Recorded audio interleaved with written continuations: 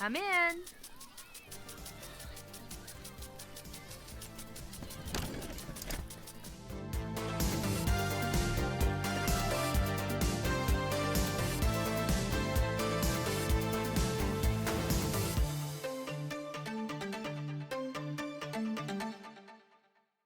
Hello, I am Meagan Jaffe, pronouns she, her, and they, them. Um, and yeah, I am the lead writer and main project person for Holomatixx, Nerdy City. And I'm really excited to share my baby with you guys.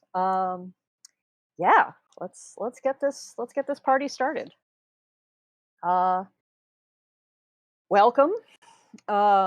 It is. So first thing we're going to do is we are going to roll on relationship tables. So because in the Radical Shadows world, everyone has a base character of a normal teen. Well, normal-ish teen. Um, uh, we like to have a relationship table to roll on to get everybody's relationships set up and their connections ready, so you're not meeting for the first time in the tavern. You've known each other for a while. So, Ren and Kori, could you each take one six-sided die, please? Okay. Roll it and tell me the number that you get. I got a 3. I also got a 3. Got a 3 and a 3. All right. We are, for everyone in TV land, we are rolling on the shoujo table, which is a sort of light drama, sparkle drenched pop fantasy set of relationships. So you have both rolled on the romance table, and you. Oh, it would be disastrous to both of your reputations if people knew you were dating. Okay. So it is up to you two to decide what that means. Uh, like to whose reputation that would be particularly bad. Like how long you guys have been dating, how seriously, um, and so think about that, and we'll. Do you want to discuss that for just a hot second? I mean, I know that Stephanie is the kind of homecoming queen archetype. Mm-hmm. I I really loved the pre-gen description of her where she's like the homecoming queen, Marquis de Sade sort of scenario here. Mm-hmm. Um, so she is definitely that trust fund intelligent kid. What archetype did you base Annie off of? Annie is like the art geek. She's that nerdy quiet girl that's always like sketching on things. She does murals sometimes without permission. Paints the scenery for the drama club, but doesn't actually like perform with the drama club. So it would definitely be worse for your status than mine. But neither of your friends would be particularly happy if they'd be like, "Oh God, why are you with her? Right. Mhm. Where did you Noise. guys meet?" Uh, I don't see your character ending in detention, so no. Art Tutoring, maybe. class. Ooh, Art class or tutoring. Yeah, tutoring is a total possibility. Yeah. So I say tutoring. We met via tutoring and then just unexpectedly hit it off. nice. But our respective circle of friends are definitely kind of questionable, at least in Stephanie's case. Mm, awesome. If you want to write that down in the connections section or just on your notes, and we'll move on to Ren. Can you roll another die? And then Matt, can you roll a die? Yes. I got a 6. Got a 6, and I got Matt a 2. got a 2. Nonsense. You have rolled on the nonsense table. All Um, right. let's see. Admired them for years, but have never spoken. All Um, right. which So which one of you has admired the other for years, or has it been a both like you've noticed each other and like thought the other like thought they're so cool they don't want to talk to me. Uh, well, I think I when Annie was being described earlier, I was definitely like, oh yes, no, this is the performance art side of my character Hmm. is like, oh yes, I need some weird murals painted for my show. So I think there's definitely that. Me looking to the weird art kid is a thing from my side. So Excellent. it could be mutual. I don't know. Clark is like a he's an athlete, but he does like male gymnast stuff. So like pommel horse and jumping around and like parallel bars and all that sort of stuff. So it's like that's sort of his. He does a lot of jogging, like warm up exercises. I don't know if any of that is something that would I feel catch the like he's the attention of the kind of art guy who student. just sort of hangs off of things when he's not It's the sure what favorite. to do. Right, right. Yeah, I don't. Like sort I of was does video game rest motions of like hanging up or like a kip up or things like that. maybe. I Hmm, think there's like a lot of tight coiled energy until it's time to move, and then he can got move. it. Hmm. So again, I don't know if that Yeah. you, add to it, Ren. I think Annie would see a guy like him and be like, he's way too cool. He'd never talk to me. So definitely sort of circling each other with the admiration. Okay, cool. All right, Ren and John, you please roll. Ooh. Just 1d6. Yep, 1d6. I got a 2. Okay. Got another 6. All right. Well, let's flip that around. All right, friendship. No one understands how such a pair of opposites can be such good friends. Um, so you're not as much opposites as some of the other people in this group. Um, if you're satisfied that we can stay there. Otherwise, if you'd like to, if you are interested in rolling again to see if you can get something a little weirder, we can totally do that. I'd be down for something weirder. Are you down? Yeah. Let's All get right, weird. hit those dice again. Let's get Shocked, weird. What? shocked that John wants to get weird. Shocked. How about a 6 on mine? Okay, you got a 6, 3. 3. Okay. Let's see. That's another romance. Ren, can you roll one more time? I sure can. 6. 6, 6. You read the same obscure comic books. So you're both a fan of some weird series. Uh, oh man, I gotta pull a anime, a long manga title out of my head. I feel like you're you're manga kids. You're like early manga kids. Sweet. I could see that. The art in some of those are just incredible.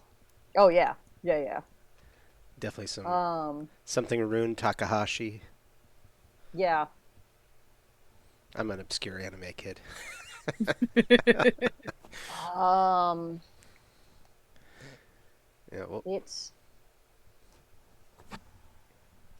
Moon Owl Princess. No, Moon Owl Journey is the manga that you are both into. totally makes sense. All right. Totally made that up by looking at stuff around my room. Okay. um so you guys probably met actually outside of school then at a obscure little bookstore that would have such a thing. You're on the West Coast, so there's like an import store that has like some rows of manga in the back, and you guys ran into each other there. Okay, great. Now we move on to Kori and Matt. Can you please roll dice? I got 5. 2 and a 5. Okay. Uh, They're the only one you would trust to work on a group project with you. Mm. I mean, So we've got the popular girl and the athlete. Yeah, I that's sort of like the natural click, right? Like, Yeah. I think there's I think there's a I don't know, like we don't need to get into too much like classism or whatever, but I think there's definitely like I was imagining Clark to be like kind of this is like parents pushing him vicariously, right? He's got a lot of parent involvement in like you're gonna do all this, you're gonna do the award stuff, and like him rising to like the oh yes, yes, I must be good in society or whatever. And that seems like the same sort of circle that look at my Stephanie would have come out of, you know. So like maybe so maybe we know each other for a while and we I know we feel work like your together. parents would be happy to see either of you at the other one's house working on a project. Sure, sure. Like our Yeah. parents are friends for sure, and like Mhm. mhm. we get along with each other, I think, you know, but like been to a lot of like Christmas parties where the parents are over in one room and we're all like, "Oh my gosh, when can we go home?" kind of stuff. Yeah, 'cause Stephanie's definitely leaning into her Hollow a little bit. Stephanie is like that Reese Witherspoon and Legally Blonde type, where Mhm. she's incredibly smart and incredibly talented, but everybody sees the surface level. Mhm. You're the only one that's probably ever seen past that, so like kind of role reversal there from what I normally do. Nice. I love that. Mhm. Yeah, Awesome. and that That that sounds secret smart side would be one of the things Annie really likes about her. Mhm. yeah. Um. Awesome. Okay, Kori and John, please. 1. And a 3. 1 and a 3. When you were children, everyone joked that you would marry one day.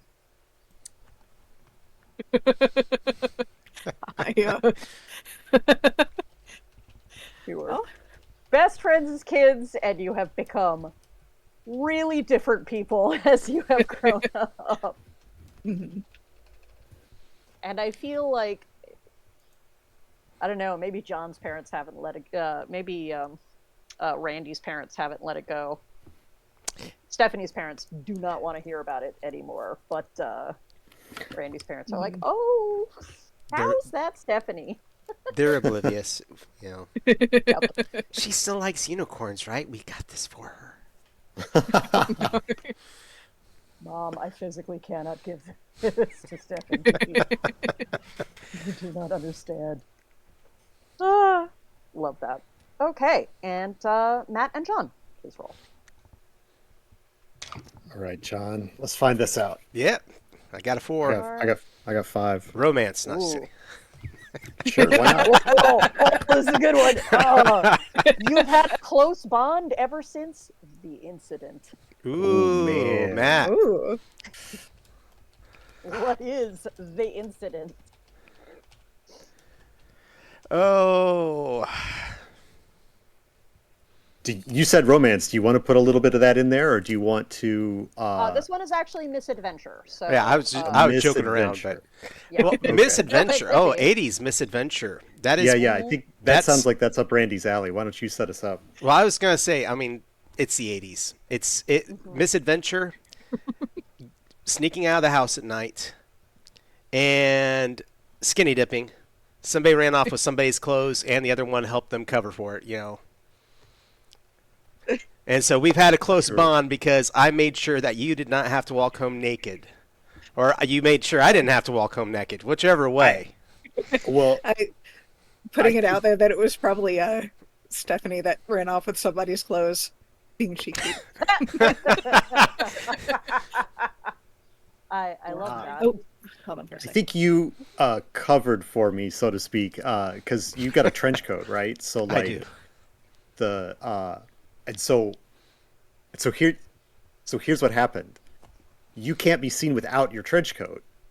So you actually gave me your other clothes, and you went home in just your trench coat, and I wore your clothes home. That sounds like me. That sounds like Yeah, me. yeah. Yeah. All right. Trenchcoat Misadventures. This play based on Trenchcoat Misadventures. And I know nothing about skinny dipping. Nope, that's never happened. Yeah, somebody was able to, because it's LA, because there's not a lot of trees. So you're either in the ocean or the community pool was somebody was able to break into it, and there's a bunch of people there, and one of you wound up with extra clothes. Yeah, all right, and there's that misadventure. Great, now you all know each other. So it sounds like at least 3 of us were like the gang in elementary school, and it hasn't really dropped in high school. Yeah, like while you're not necessarily seen in the same circles in high school, you still hang out sometimes. Okay, so let me set the scene now.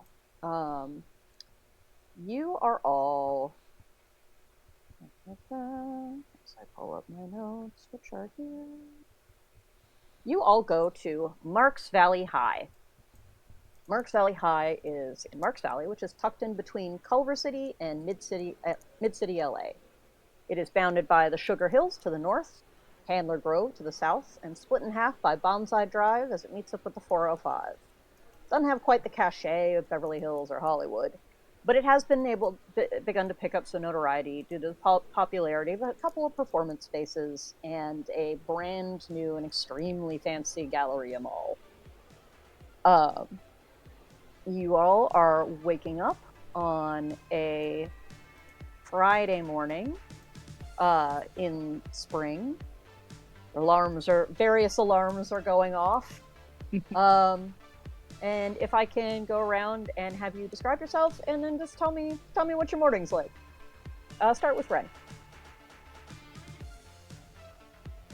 Annie's not a morning person, so she rolls out of bed and her hair's a mess. She's kind of pulls it back. It's about shoulder length and very plain brown. Just pulls it back into a typical ponytail up on the side, of course, because it's the 80s. Pulls on her usual uniform of like a pair of those black stirrup pants that aren't quite as fit as leggings. You know the ones I'm talking about. I see their Facebook. Oh yeah, I remember those. I owned like 5 pairs. And one of those just oversized sweatshirts that just kind of makes everything look very static. No shape. And of course, a pair of high top sneakers. Right. What's the breakfast of choice for Annie?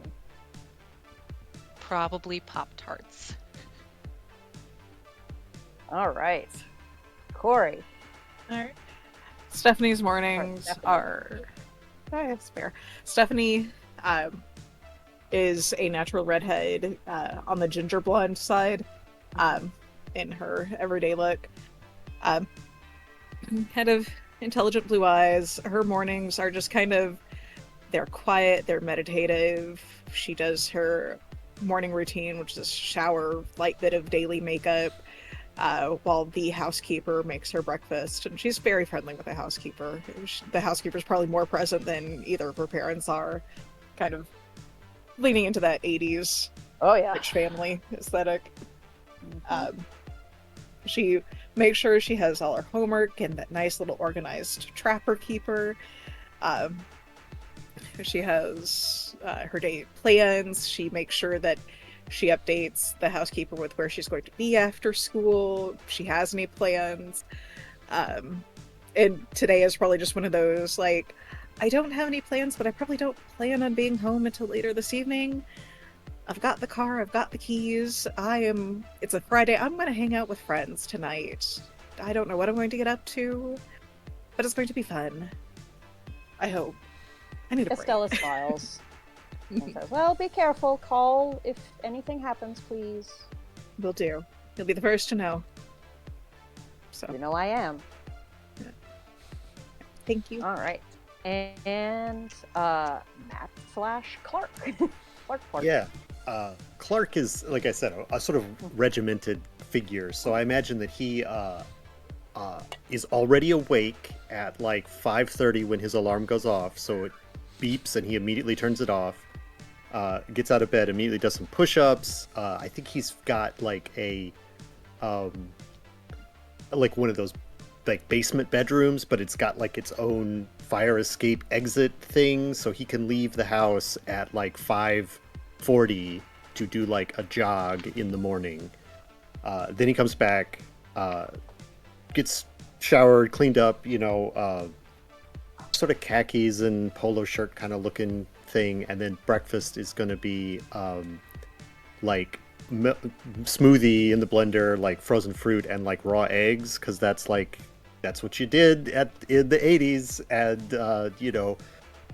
chugs this breakfast protein shake down, and then washes the glass and the blender, puts them in the drainer, and then he like catches the bus to school. And that's like his first 2 hours of the day. It's like all of that precision maintenance of all the stuff. Amazing. And last but not least, Randy. I imagine with Randy, his mattress is on the ground. He's half on it and half off of it. And his alarm goes off, and then he hears the sounds from the kitchen and his mom's yelling out, "Randy!"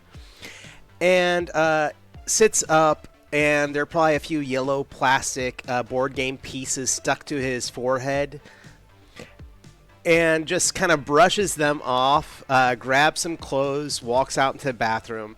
There are kids running around. He's got like 5 siblings. And he just kind of shoves them out of the way, goes in the bathroom, showers, sprays himself down with enough right guard for it to be a fog machine, and gets his clothes on. Whole ozone layer for. Yeah. Walks out that door, and he is as put together as he can be. He's already got his trench coat even on as he's walking out the door. It's that tan London fog trench coat. You may have seen it in a little music video of, just about everybody danced in one at some point. Mm-hmm. Is he a boots or a sneakers? He is. He's definitely high tops. He's a high tops. Yeah. He's a high tops. And he just goes out that door. His mom's like, "Randy, take out the trash." And if it's there near the door, maybe he reaches over, picks it up, and goes. But yeah. I figure that's his morning routine is just activating, and that's about it. I feel like Randy's mom's struggle is like just getting the exact right moment to yell at Randy before he gets out the door, because if it's too soon, then he'll forget, and if it's too far, then like once he's out the door, it's game over. Yeah. All right, so that is this group of kids, and you are rolling in to school. You have your various classes. It's a madhouse as usual. You see all the various faces that you know. There's Mr. Bell, there's Gallagher, Hannah Richardson, Jamal Nichols, waving at people, doing some high fives, as one does. Lockers are slamming. You manage to make it through your first few classes without too much incident. Randy, you do find some more game pieces in your pocket throughout the day, and get them confiscated by Mr. Haskell, who has very little sense of humor. And then you guys eventually all pile into the lunchroom. Are you lunchroom? Are you lunchroom kids, or do you go forth into the world to find yourself some food? I kind of imagine if Randy has a lunch, it might have been a sack lunch he grabbed off the ledge near the door as he's heading out. Mm-hmm. And probably I could imagine eating outside, and if there's a bench outside or something like that. Well, there is a little, not too far from there. There is a pretty decent taco. I mean, it's LA. It's not hard to find. A pretty decent taco place, Taco Loco. where a bunch of the kids do wind up with their lunch. You all collecting outside. It's later in the spring, so it's pretty nice Yeah. out. I mean, it's starting to get hot, but there's a breeze off the ocean. Yeah, Stephanie would definitely be going to the taco truck. Like, Um, yeah, it's a nice joint. The the the woman who runs it, known only as Abuela, is actually the grandmother of one of your friends from like everybody knows Hernan, nicest guy. Um, and so it's a popular joint. But you all kind of happen to find yourself at least close to close to each other. Clark, I'm sure that you had a like setup of hard boiled eggs and you know Yeah, you have I think I have the snacks. grocery Like, bag from Breakfast Club. Like you're just pulling out sure, food. And you started getting sure. yelled at for taking up the entire lunch table in the lunchroom. So that's part of why you're outside. Right, right. I think it's very it's like I think it's like a 2 hours thing. Like every other class, I'm eating something out of that bag throughout the day, so that like lunch is just another snack throughout the day, right? To keep my Yeah, metabolism high. your coach actually spoke with your other teachers to make Right. sure Well, that you were getting your proper amount of protein and nutrients. yeah, yeah. Um, it's important in training. That's fair. I imagine Annie being like from a blue collar family. Mom and dad are both gone before she's even up in the morning, already off Hmm. to work. So she's probably got like a PB&J and an apple and a juice box, and usually tries to find somewhere quiet to sit at lunchtime so that she Yeah. can draw and hopefully avoid the bullies. mhm, Might make an excuse to like go ask Stephanie if she needs like a tutoring session for the English test next week or something. mhm, Nice. Uh, Stephanie, mhm. how what are your thoughts on the taco truck? Do you a fan of it? For sure. I Yeah. Stephanie's definitely the kind of person where, like, if the I know you named the housekeeper, I forgot to write it down. But Uh, if the housekeeper is Estella. Estella, if Estella is not of like American descent, Hmm. she'd probably support Stella making some of her favorite dishes Hmm. if she's the only one home That's to eat true. it. Yeah. Yeah. Stephanie's been eating huevos rancheros pretty much her entire life. Yeah. So yeah, she's down. Yeah, everybody's got their food, hanging out. Kind of vaguely adjacent to each other. Uh, you see your friend Christine Bauer, who both Randy and Annie definitely know. She's uh, she's a photographer, but she's also she does tend to hang around with the popular kids a little more because cameras are an expensive device. She manages to get away with being a little more of an art head. So she's a friend. She's friendly with a lot of you. And she rolls up with her uh, chicken tamale and carnitas taco, as is her usual. Uh, and like sits down with her. She looks not as perky as she usually does. She is generally a ray of sunshine. Um, and kind of sits for a moment and sighs before starting to tuck into her food. Does anyone want to roll perception? Your perception is your highest passive score. I will definitely do so. I Okay. think Yeah. Stephanie's the kind that would be concerned, but without the capital C in this case. Hmm. Hmm.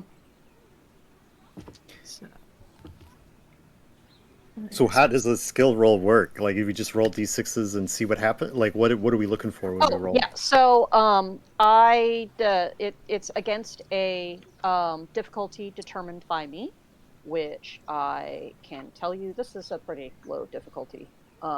But it's from a difficulties in Holomatixx and the Omni system in general run from about like 5 to 35. Um, depending on how difficult things are. With more difficult things, there are possibilities for you guys working together in stuff like montages, which we can get into if you need to overcome a particularly high difficulty. But for this, it's like 5 to 10. Um, it is not crazy high. So this is just your basic uh, highest passive score is your unadulterated perception. And so we just roll the dice and add all of them together, right? Yep. Mm-hmm. Right. Yeah, it's an additive pool. Thank you. That's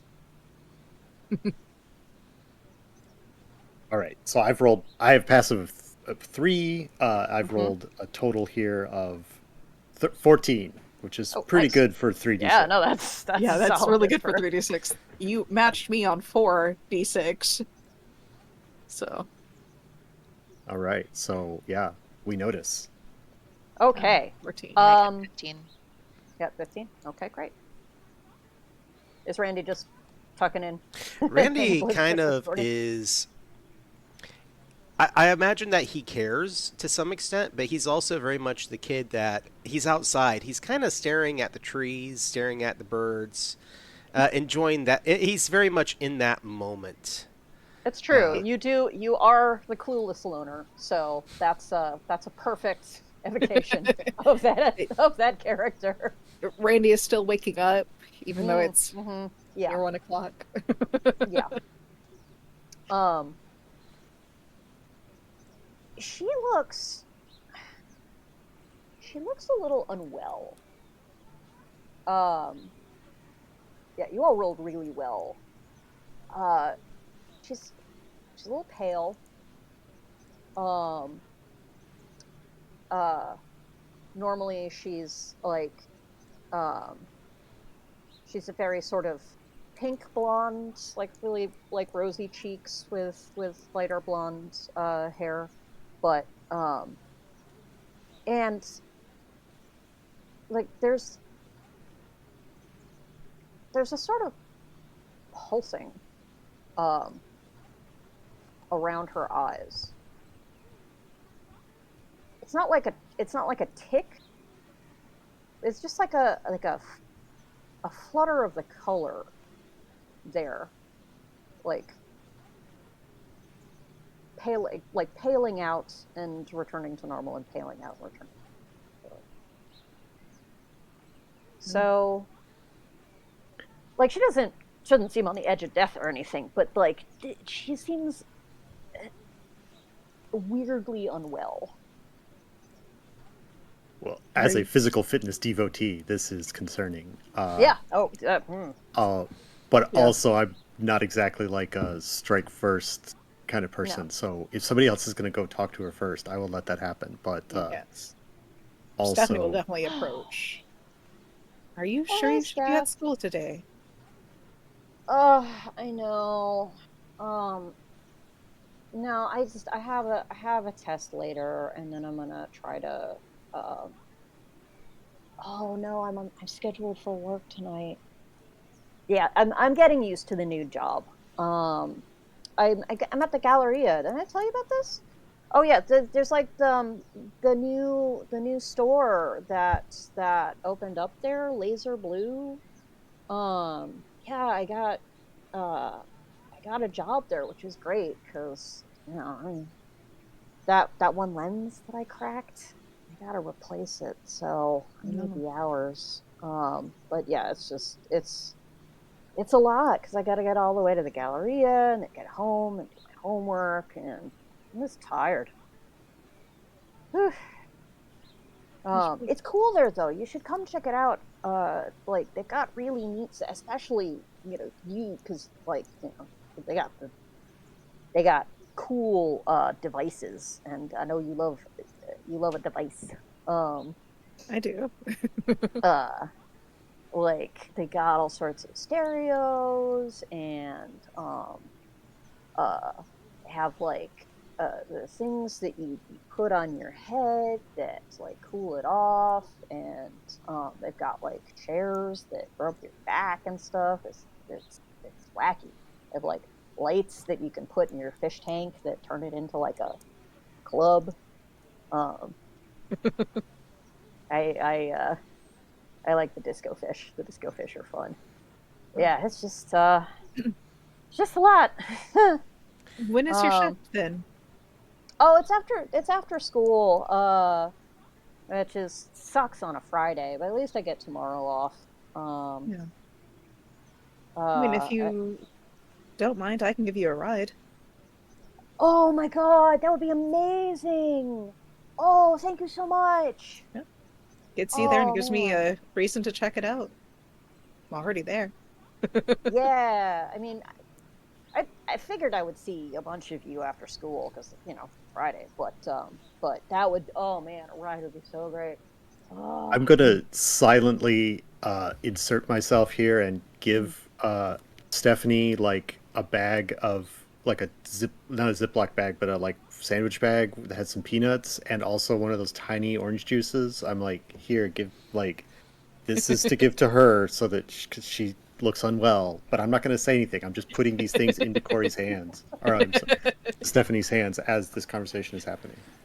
Like, Yeah. Randy began paying attention to all this when somebody said something about, "Are you sure you should be at school?"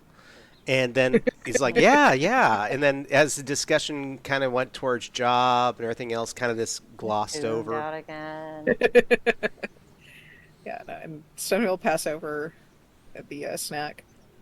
That's make sure you are maintaining your food intake Oh too. man, thank you. Yeah, actually, um, she actually cracks the orange juice up Mhm. open right away, and like a little color, like the as she talks to you guys, like the color, her color actually starts to come back a little bit, and like that pulsing dies down some, and Mhm. um and like by the end of the conversation, she's looking much more like herself. um and she tucks the nuts in her backpack, and by the time that lunch is over, is bouncing off again with like a promise to meet Stephanie up after, and looking generally better. uh Randy, do you have some sort of like Walkman or like little transistor radio on you? I can definitely imagine that with Randy. He this Yeah. ever so often when the world gets loud, puts on, and Mm. loud is like it doesn't even have to be noise. It's like there's too much going on. Headphones Mm-hmm. on, staring off into the world. Hey, buddy.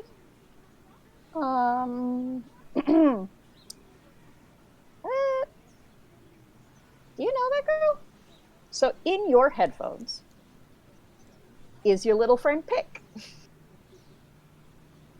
Uh, Randy has made friends with a little creature of the flip side of the media atmosphere surrounding Earth, who is a little hummingbird named Pick. Uh, you guys have met him. We will get further into his appearance later. But um, he is chatting at Randy into through his headphones. And with Um, yeah, I can imagine with the headphones on, Randy just kind of turns over towards her and looks at her and goes, "Uh huh," which is not to anyone else creepy or weird at all. um, yeah, you might want to check up on her. Um, like, just over the next couple days. Just make sure she's okay. She sounds weird. Like, I don't know. I'll explain it more later. But just keep your eyes peeled. Yeah, sure. Thanks, Pick. Appreciate you looking Yeah, out for me. always, bud. Oh, watch out for that curb. Oh, This happens with startling regularity. All right. After that encounter, you guys head back into school. And now that like you've heard, you know how you hear a name once, and then you start to hear it everywhere. There's a bunch of people talking about Laser Blue. Um, in the home ec class later, which is the woodworking class that both Randy and Annie are in. At least I don't know if Stephanie or Clark are particularly interested in woodworking. Um, uh, one of the other kids is talking about Laser Blue. Like, yeah, man, my older brother's been going on about it. He really wants one of the clock radios that they've got there. Apparently, they like come programmed with music already. Like they've got their own sort of music in them. Yeah, it's by it's by like a pretty cool band too. I might have to go by and get one of those. Um, you guys go into the gallery after? yeah. I guess I could. I need a couple of new paintbrushes. Oh yeah, like there's the I'm trying to think where you guys go. Not a Michaels yet. It's not in the Galleria, but there What's is that? a little house paint store, but that also has some hobby. No, there's a hobby store there. There is a hobby store. Um, Visioning the mall map in my mind. So yeah, awesome. Um, School progresses on. Clark, you hear one of the other jocks, Joel, talking about it. There's not like a full practice after school today. It's mostly just doing some laps, doing some stretches, like, you know, Or, oh, getting. stretching is so important. I Yeah, love the of stretching. course. Yeah. Gotta keep those quads loose. Gotta make sure. Don't wanna snap anything. Um uh but yeah, it seems to be a topic of discussion all over the place, that it's a new hotness. Uh Bell rings, day ends. Um Everybody piles out into the parking lot of the school. The bus Mm-hmm. is waiting at one end, and there's the parking lot where the people who actually can afford cars have them, which I think out of this group is just Stephanie. Yeah. Stephanie is the designated driver Mm-hmm. of the group. Yeah, no, there's a So, couple of other girls mhm. from your class who are like, Stephanie, are you going to the Galleria? Can we get a ride? Yeah. I mean, Yay. stop in. She gets front seat, pointing to, I cannot remember her name. Christine. Christine. Christine gets front seat though. So as soon as she's ready, I'm off. All right. Is I mean, I don't know. This is like a player question, not a Yes, like. absolutely. Do we want to all end up together there, or do we just that's where this is going, right? This So is I am nudging in that okay, direction. so But if you would, yeah, sorry, go on with your question. can I submit that like that we all end up in the same place there with perhaps you know, Annie and Stephanie are like already there, and then Mm-hmm. I'm like coming back from practice or whatever, so I'm passing by the parking lot so that and then presumably Randy, who's been tipped off, is sort of like Mm-hmm. trying to like also be present to finagle a way in to go there. And so we're all kind of there at the same time. But when I see, because I was there at lunch, I saw what happened. When I see Annie there with Stephanie, and I don't know that they're like going to go have a study session, right? So I see her getting ready to go to the Galleria. So then I'm like, oh, Annie, or do you have art at the Galleria at the place as well? Like, because and I'm like excited about it. Like I'm like, oh, you're going along too because you got art there, right? And like I'm like that I wouldn't. Blessed. That's why Yeah. I'm assuming that that's what's happening. And then like, so Of course. anyway, Um, so one of the blessings of this school is there is uh, a super sweet guy by the name of Iggy, um, who has a ancient wood paneled uh, uh, station wagon, um, and is generally can be seen with like at least 7 kids shoved into it, like just faring about. Yeah. No, generally, if you need a ride and because it's LA, it's hot. I mean, not that it's not hot in his car, because he does not have AC. Um, Yeah, Nita. no. Or Stephanie You does. can sort of, you can flag him down. Yeah, I imagine Randy definitely like he's like, dude, can I get a ride? And hands off like mixtapes to him. Oh yeah, no, it is like it's a weird little economy, and he'll take pretty much anything. Like, and it usually winds up stuck to part of the inside of his car. So he's got like a little row of those like finger monsters on the top of the thing. He's got like Polaroids stuck to the roof. Um, he's got like pencils sort of shoved into the upholstery on the side. It kind of looks like it almost looks like a row of piercings. Um, like the outside is just this battered. There's some spray paint in various colors, but it inside it is an experience. So yeah, the courtesy is to offer Iggy an item to oh my god, sometimes I was just looking this up.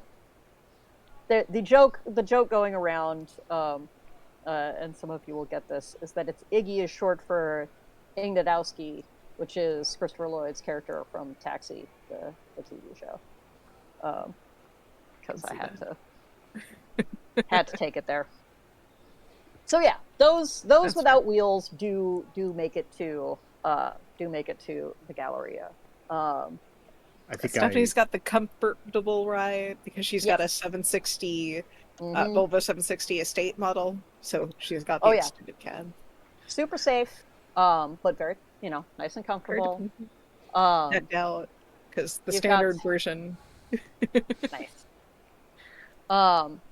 Which you would expect to have some Stacy Q playing in, but instead you've got like Oxygen behind you, or some other orchestral maneuvers in the dark. You've got like something very synthy happening. Yeah. Iggy is playing. You're not entirely sure because the static is almost as much as the music, but Randy, I think you would recognize it as by a local band called the Tubes. And everybody sort of Stephanie, you get there first, and Christine bounces off to her job. Everybody else is kind of getting out slower. Iggy putters up a little later. It always sounds just about like it's about to die, like pit, pit, pit, bah. But it has survived. It has survived another. The taxi has survived another ride, so everybody piles out in a sweaty heap, and immediately heads in towards the blessed air conditioning that embraces you as you step through the doors of the Galleria. The Galleria Mall is just prototypical 80s mall. It's all like sort of beige pastels with panels of like bright turquoise and like soft mosaic and centers of plants and little plants. fountain areas. Water feature for sure. Oh yeah, definitely water features.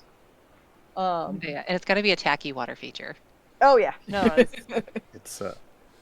it's like 3 inches. It's like a marble plinth that's like 3 inches above the ground. Totally not safe at all. Like anyone Nope. could fall into this thing. Mhm. But it is that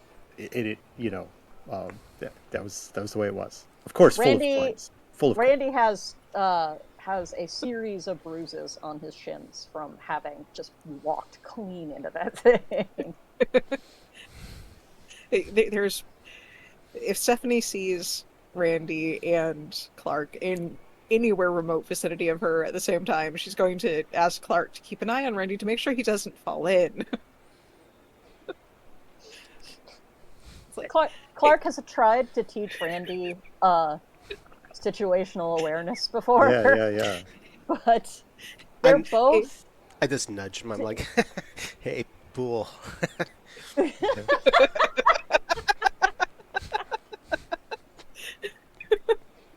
They could both be a little spacey for different reasons. Clark is very focused on certain things, and Randy is absolutely not. I just try to put myself between him and the fountain so that like if he could drift into me and I probably won't fall in. Just given my Yeah.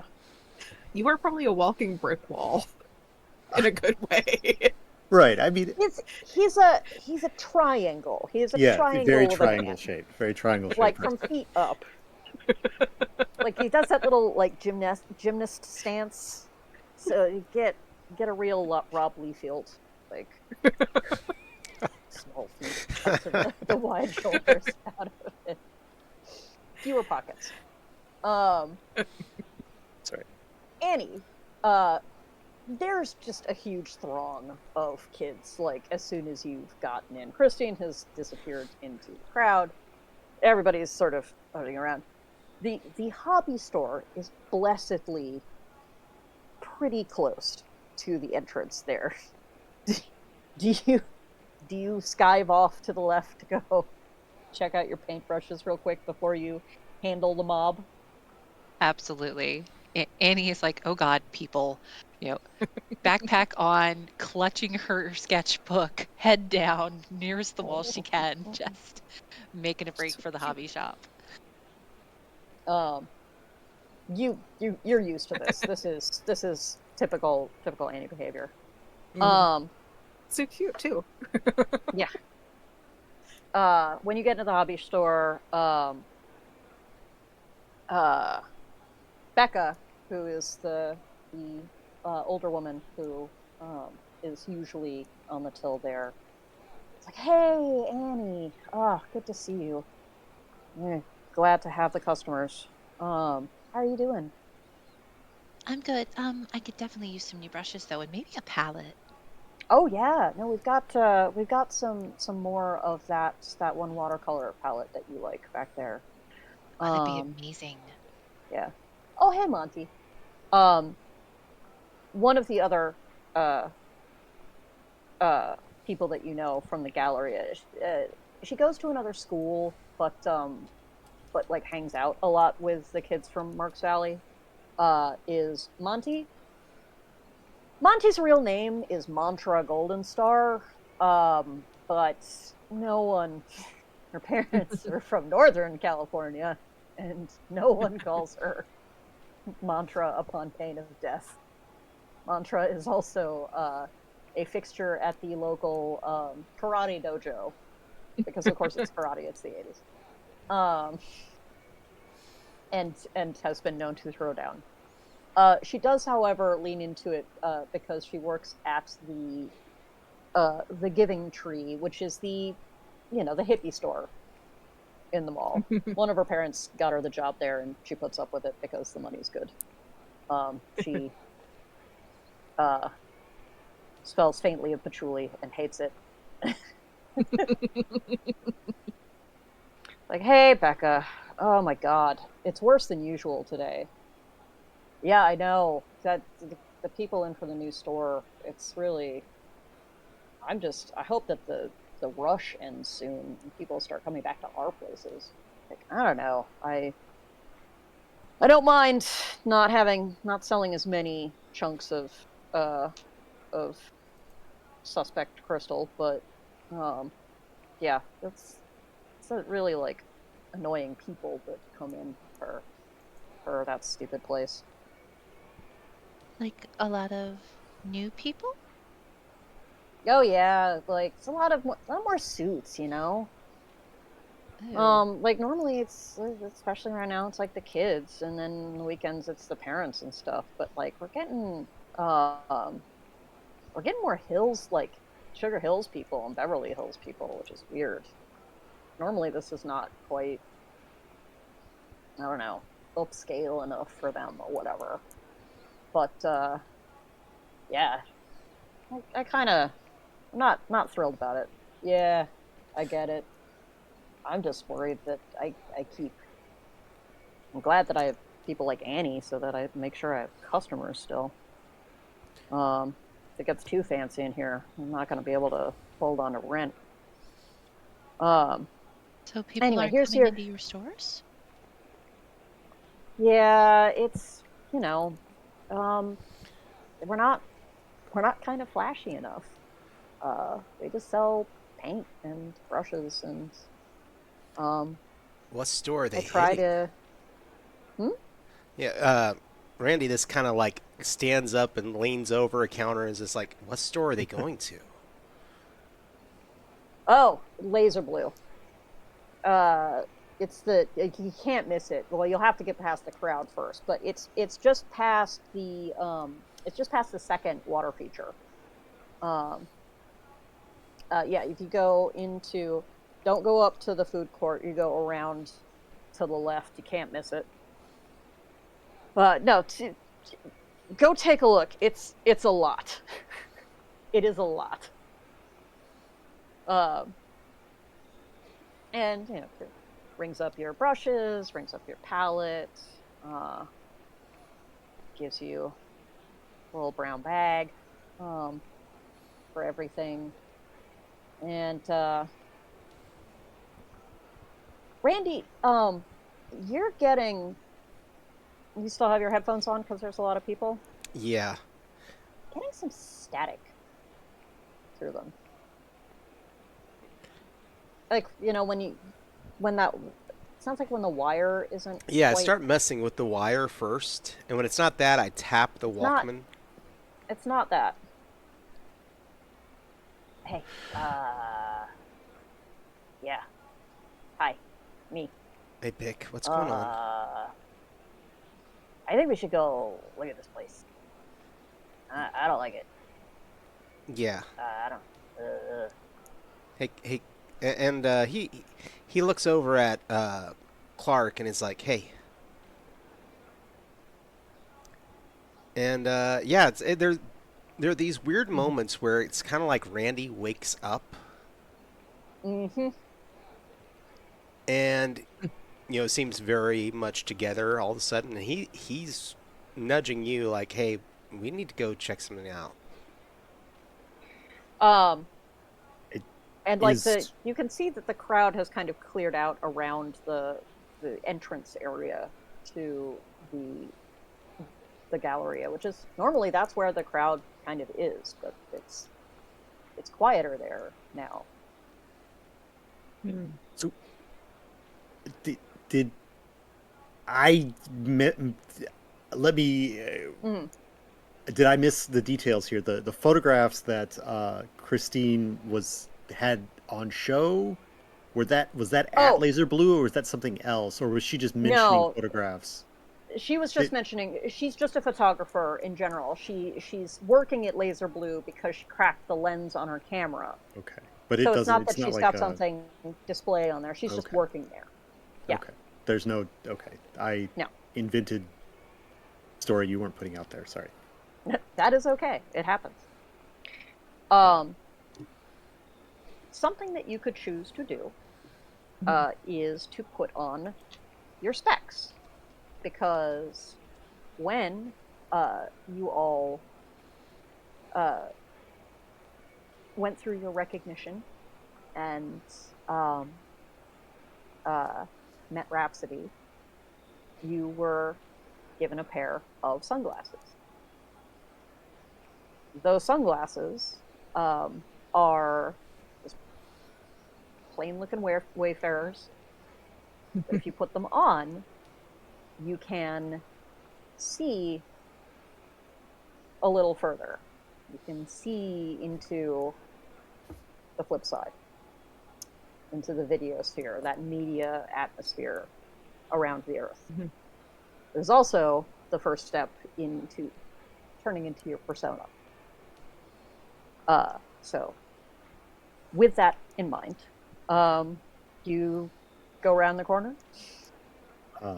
Well, first, if Randy's telling me this intel, I'm gonna. I'd be like, what? I would be like, did Pick tell you that? Like, I assume we know. Do we Oh know yeah, that no, this is a thing? Mm-hmm. Okay. you have all met Pick at this point. Yeah. All right. So did Pick tell you that? And if Yeah. so, I'll Pick. nod knowingly while you're talking. Yeah. Pick kind of clocked her when we during lunch, and that already kind of like sounds, suspicious. So I was planning on circling by, but I think we're kind of narrowing down that something strange is afoot over here. All right. I'm gonna unzip my hip bag. Some people call it a fanny pack, but I've got some snacks and definitely these sunglasses in there, and I'm gonna put them on. Zip my bag back shut. I'm ready to look into the video sphere. All right. So you are currently the only one who has it on. This is what you see. Uh, the the air in the mall looks a little like foggy, almost. It's a little static. It's a little like grayed out. Uh, it's like the picture is corrupted a little bit, and it seems to be getting stronger in that direction. Um, and you see someone walking out of the gallery with a large silver bag with the stark black logo of Laser Blue imprinted on it, with like one blue slash through it. And they also have that sort of wan complexion that Christine did this morning. All right. Yeah, I'm gonna like. I know Annie is there close by. We're all. Are you there too, Corey? I assume because you came in with Annie, but Yeah, I'm what going to has Stephanie describe been what up I've to? seen Because to the rest of Stephanie, yeah, the people. Stephanie did Stephanie, come in separately and yeah, has been with a different group. What has Stephanie been up to in this time? Is she drifted over to the group, or is she followed around the corner? she followed the crowd around the corner. She probably made a stop at the food court first to pick up like a smoothie or something, just something An cool orange and wet. Julius? Yeah, an orange Julius. Um, but then she went downstairs to kind of watch the crowd around Laser Mm-hmm. Blue. This is a mechanics question. How much of Yeah. the Holomat powers affect us in our daily personas? Like, can I still get some sense of anything being so tied to the circuit uh, as Stephanie, or is that specifically when I'm in my Holomat?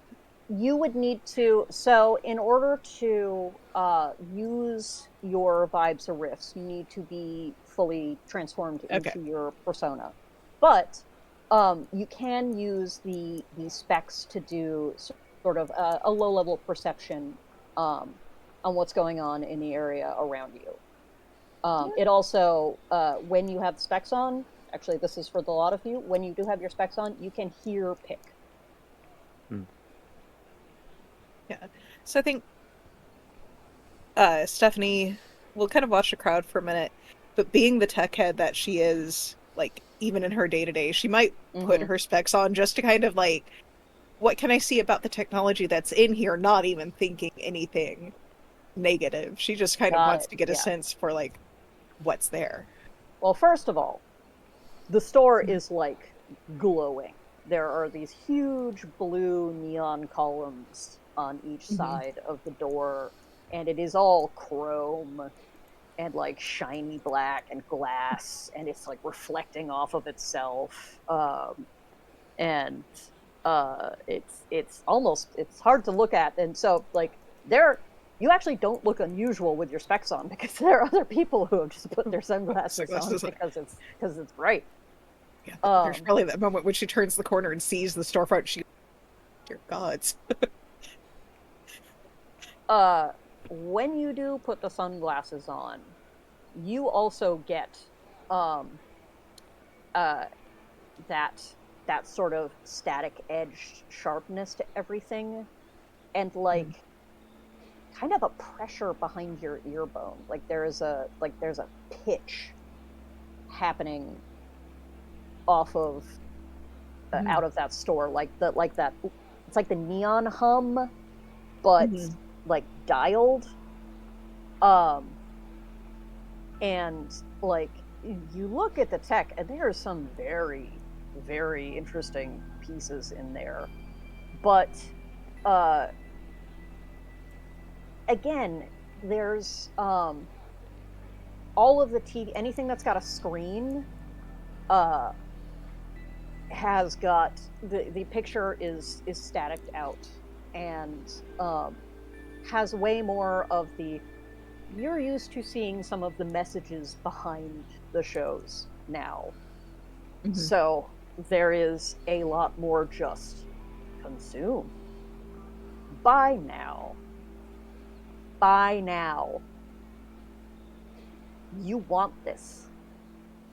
You want this. Um, and the song that is playing in Laser Blue is like honestly something that you would normally uh normally really like. Like it's a heavy synth piece. Um but just something about the repetition of it is, Mhm. it's got this monotonous like thump to it. And the words just repeat, like, you know, you've listened to a little proto techno. You're not a stranger to repeating Mhm. lyrics, but it there is a monotony to it that kind of tunes you out a little bit. And you can see people, you're mostly focused on the tech, but Mhm. you can notice people sort of zoning out a little in the store Yeah. as they're looking at stuff. Like people just kind of pause at something and stay there for a bit. And there is this big display in the middle of these clock radios, and they're like super chrome. They've got like a cool little like blue light on the bottom. The out the digital readout is blue. It's fancy, not your standard green or red. So, um, and those are like hissing. Oh, That okay. that's that's sounding almost more like a a cicada. That's static. Let me hear you make some noise. All right. And you're looking with that as the rest of you come around the corner. Yeah. Clark, you see the laser blue and the Annie and Randy are like, ooh. um, pick Yeah, up, it's ow, in your Yeah, ears. between the brightness and the crowd and Mm-hmm. like the Oh whole yeah, thing it's feeling weird after the conversation with the shop owner, she's gonna slip uh-huh. her specs on and like just keep her Mm-hmm. head down and look around. yeah, it's a All bad right. scene. Um, Actually, let me get perception checks from the three of you. Like you were looking, Stephanie, you were looking specifically at tech, so we'll talk about that. But like the three of you could give me a Okay. perception check.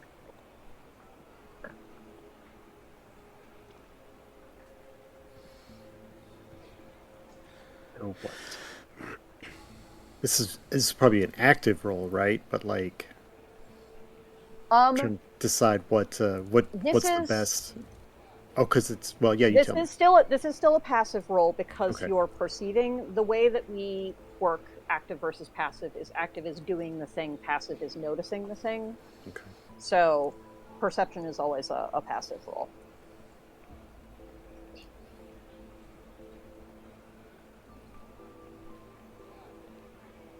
Well, I got a 16. 10. Okay. Got a 16? Yes, ma'am. Okay. Randy, you got one? Oh, yeah. Sorry about that. That's all This is right. my passive, yes. Yes. Yeah. All right. Yeah, highest passive. That is going to be 14. Okay, all right. So Clark,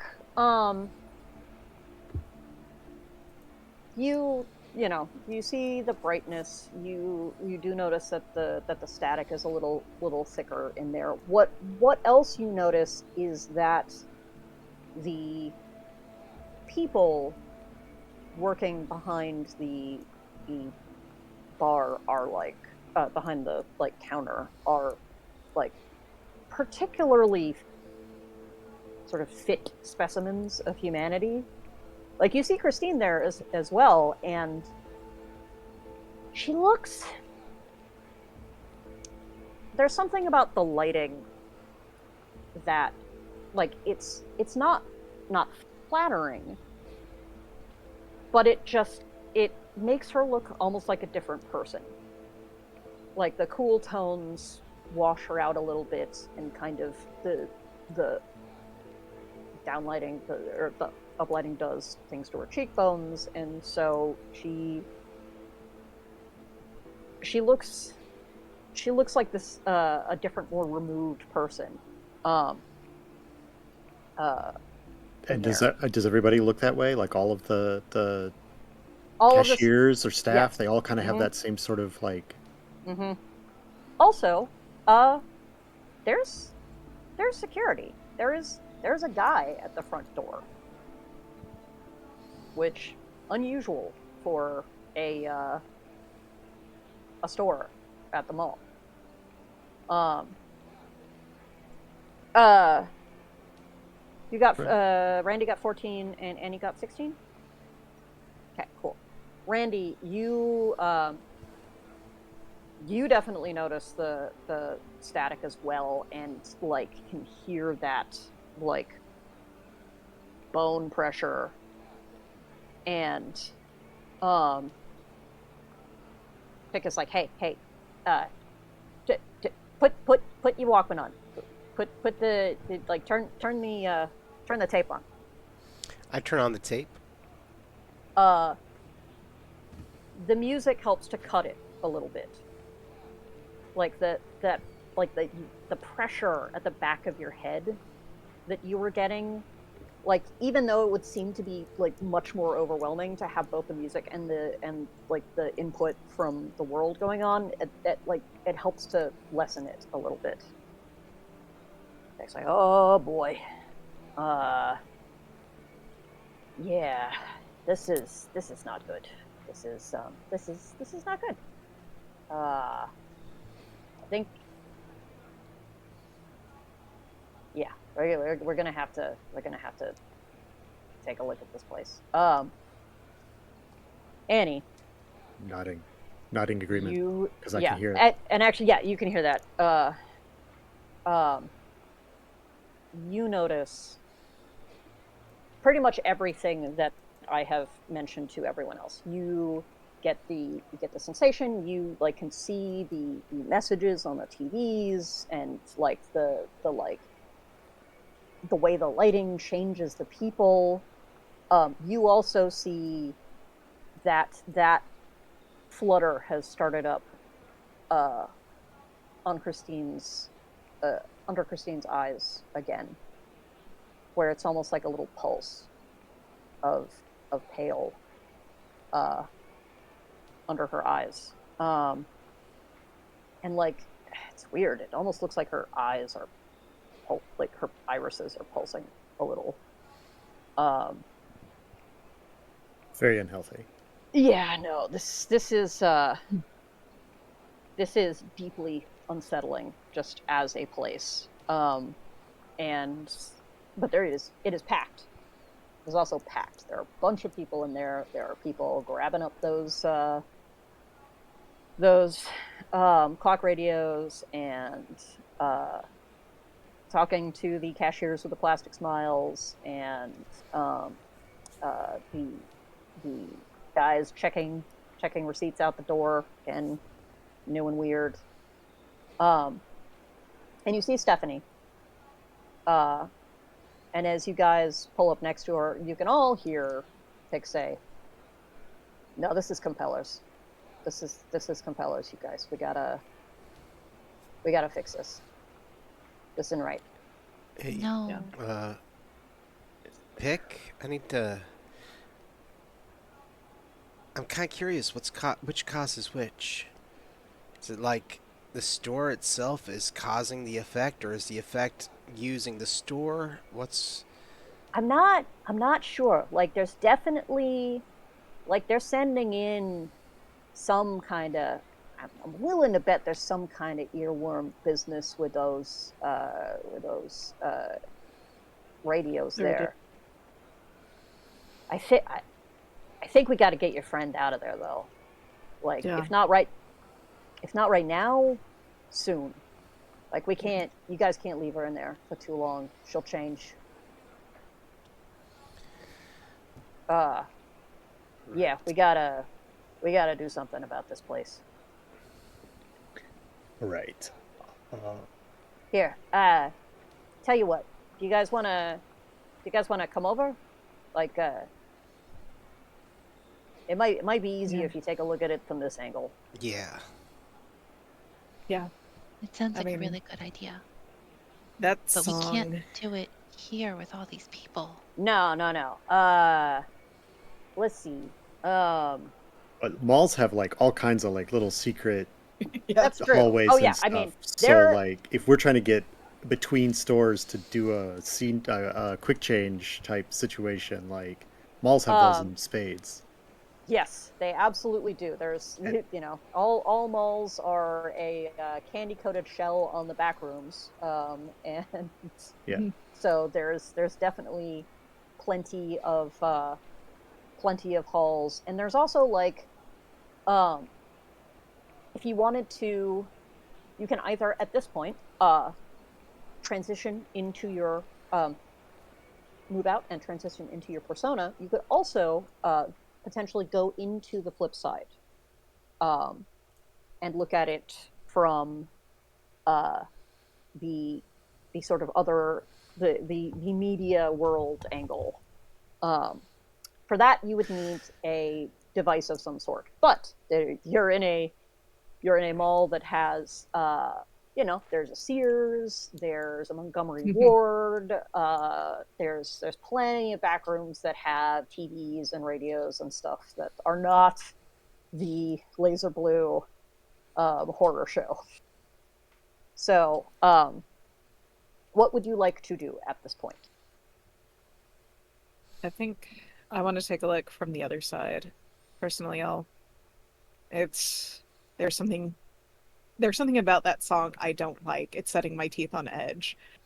Uh, as a player, as soon as she says it, you all like, yeah. As a player, I have experience with hypnotic tracks, and that sounds like a hypnotic track, straight up. Yep. Ding, ding, It's like ding. that metronome and the almost infrasonic suggestion behind it. I'm like, oh, I recognize this. Yeah, So, it's a little shrieky for me. mhm. Yeah, let's one All of my right. mom's stores is nearby. I can get us into the break room. Should be Oh, pretty perfect. quiet. Yeah. Yeah. Her mother is a Yeah. general manager for the entire district, and her father does something high powered. So, like, she got it from both parents.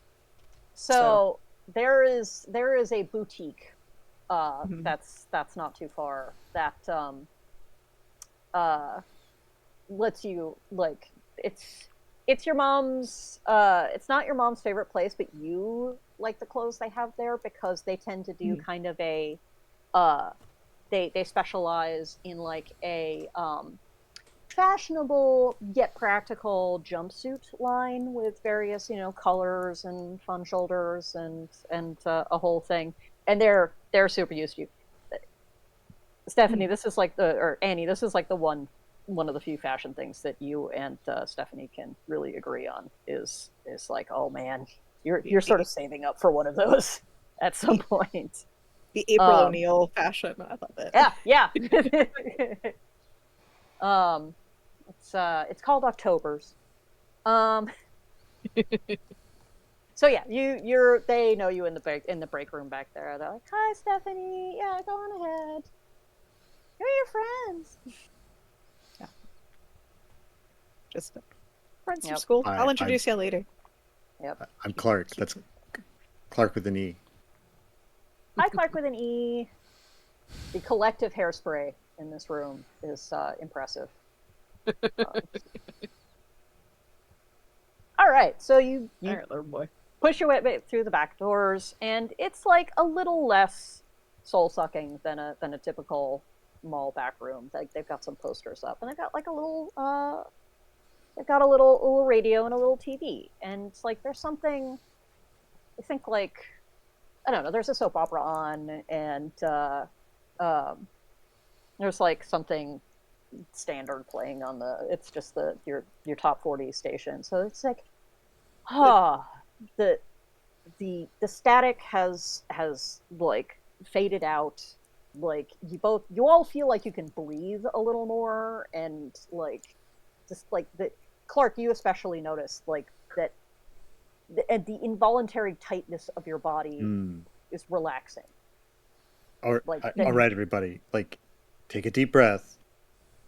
Like, you just chill out. Like, Mhm. keep your you don't you probably don't like you don't even know how tight you are. Just everybody. All right. Well, let's look at this TV.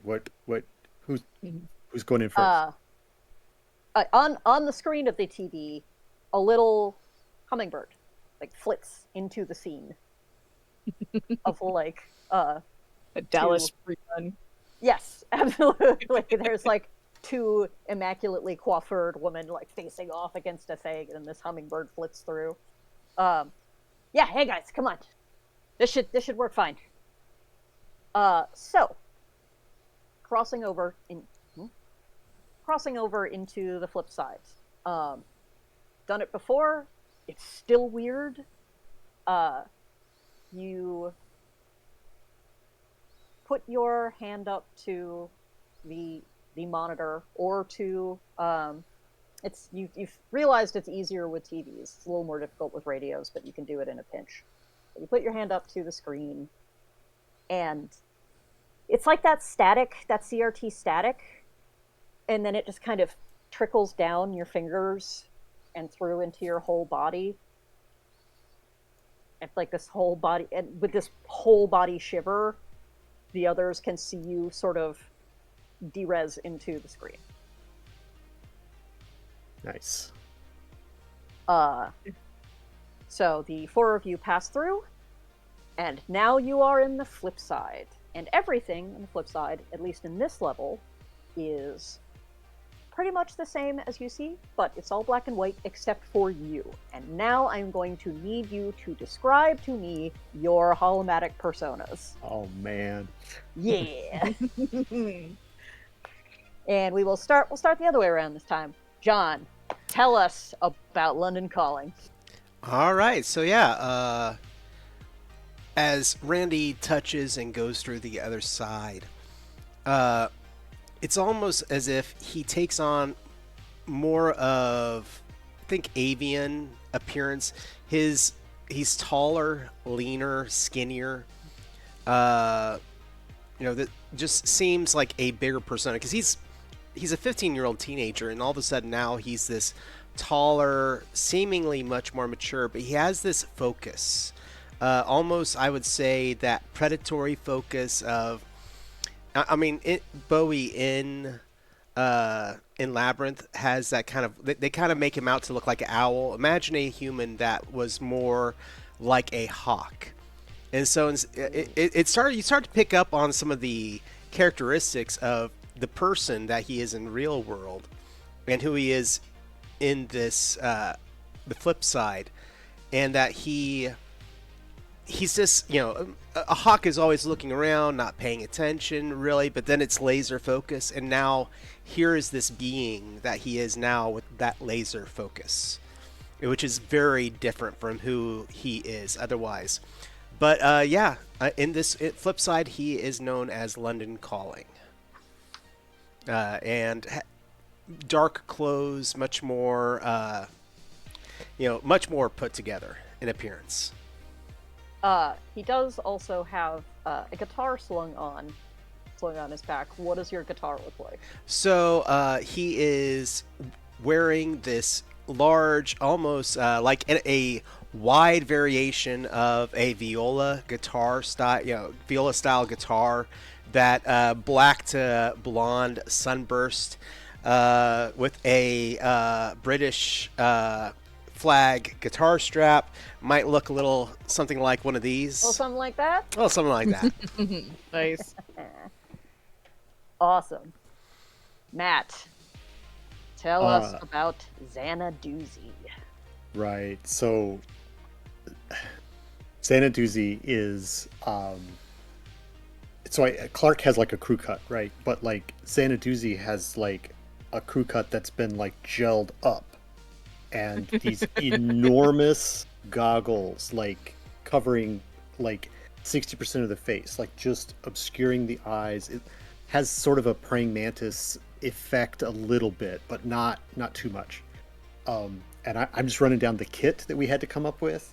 Perfect. So like this is no shirt, bandolier, two cross leather bandoliers, full of like rings that have like all kinds of little weird gadgets clipped onto them.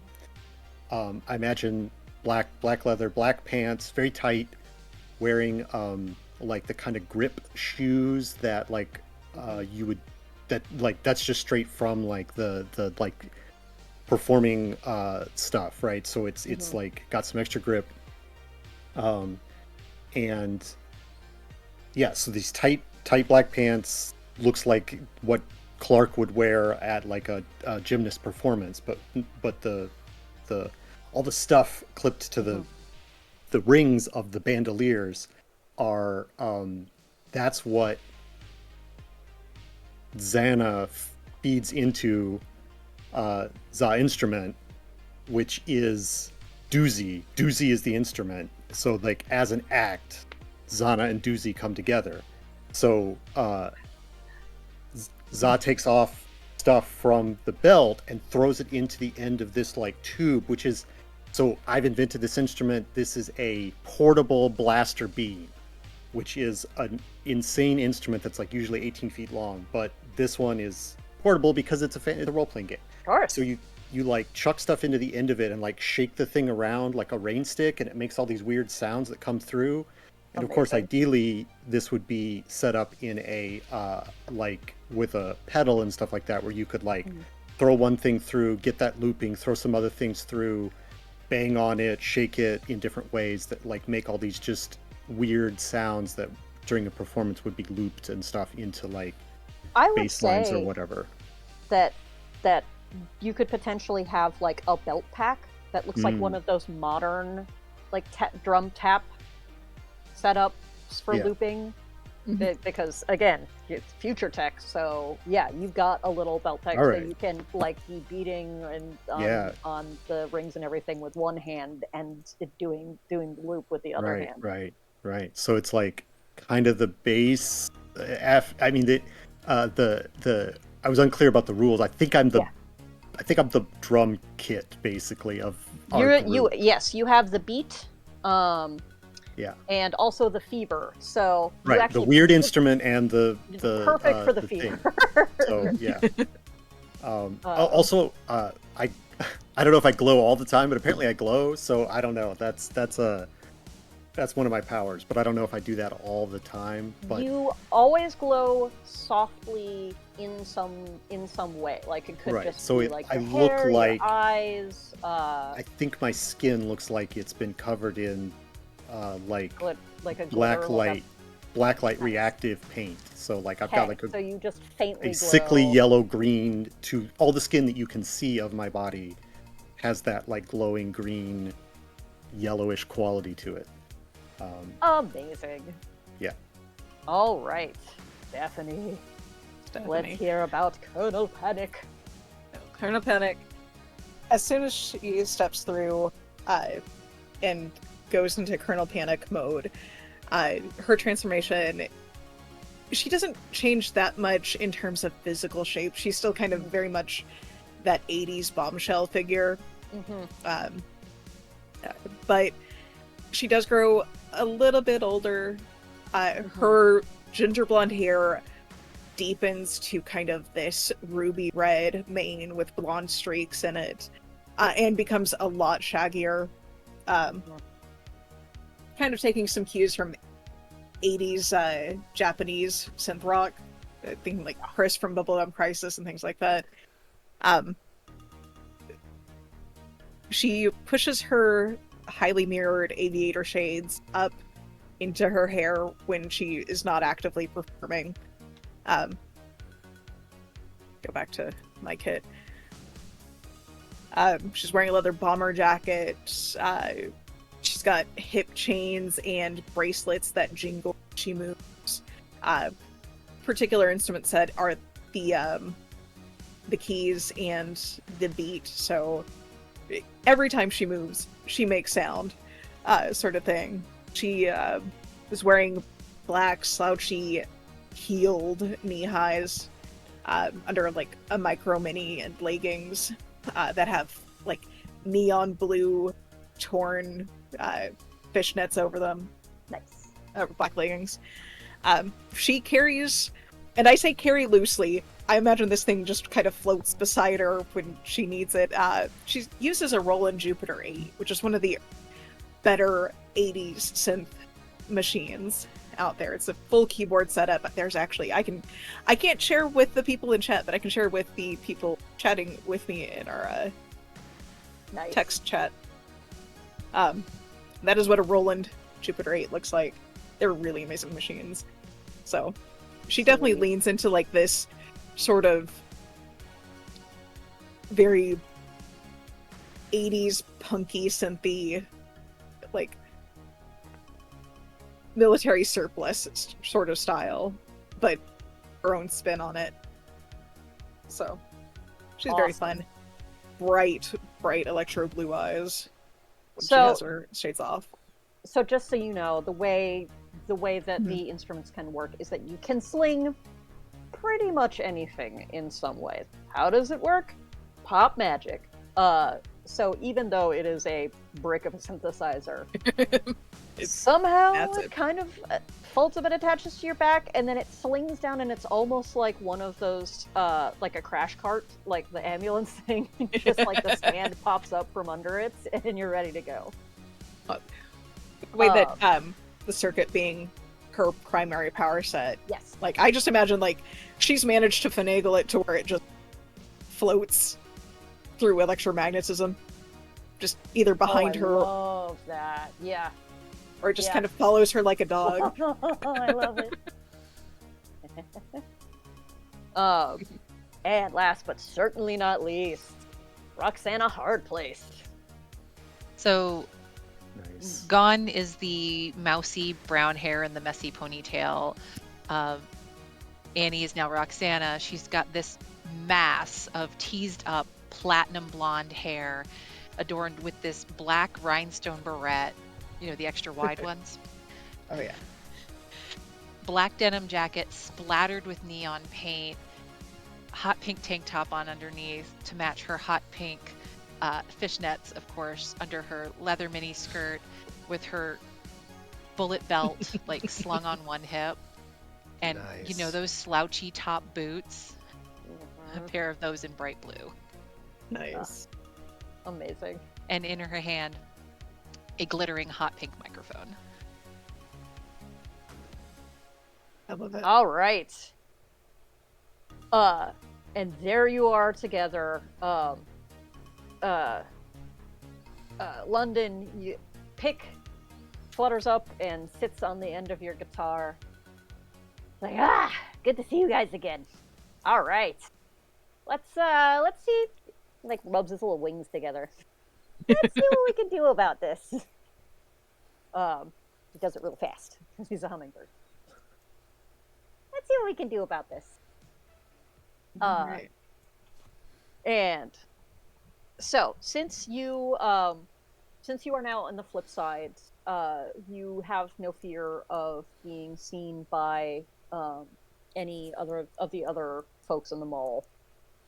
You are a step across the veil from them, so you can just wander back out past the nice ladies in the boutique and into the mall. And once you get out into the mall, you can really see that that it's gotten bad. So the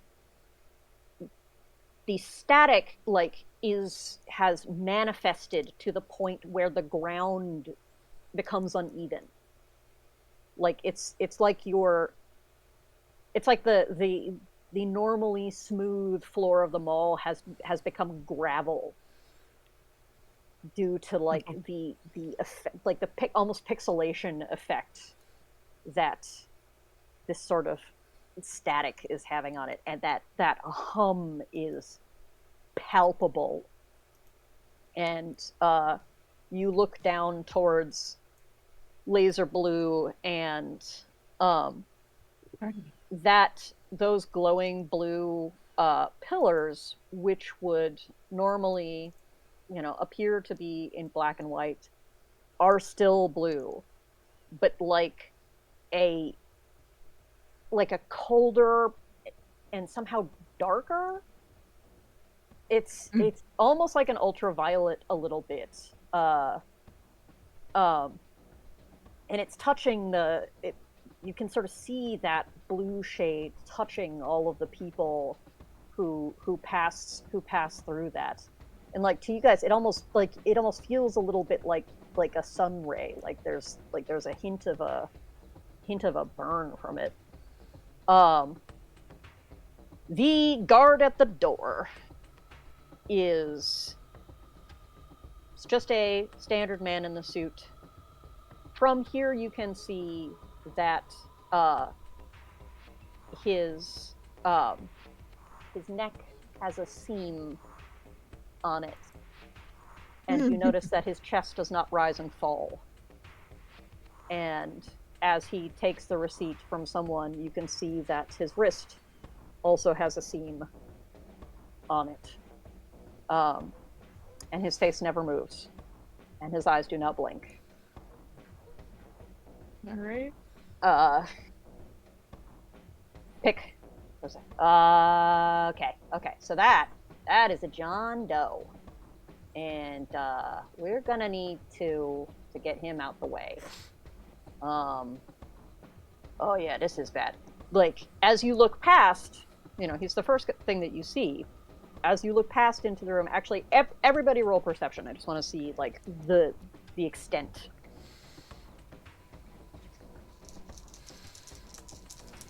12.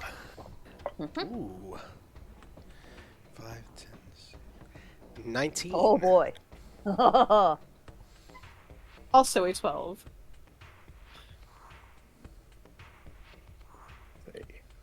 What do you got, Roxana? 23. 23. Oh my god. All right. So far our 12s. Yeah, like the static is thick enough in there that it is almost hard to see. But you can see it like spilling out, and you can also see that while that Christine and one of the other cashiers behind the desk have looked like they've got something like a shadow on them, like something behind their head, uh, and and they look deathly pale, like the sort of faint paleness that you saw in the real world is like gaunt, and like it seems to be progressing, like they, especially for you, Clark, you can almost see them like become thinner as you watch. uh um London, you see that the the thing on the back of their head is moving, and you also see that there are a couple of other attendants, that, like cashiers, and definitely uh, who don't have the thing on the back of their head, but their faces look wrong. Their eyelids have pulled back from their eyes. Their skin looks like shiny, but in a strange way. Uh, and their lips have pulled back a little bit as well into this like rictus almost. Um, and they continue to like move and talk with the other ones as if nothing is wrong.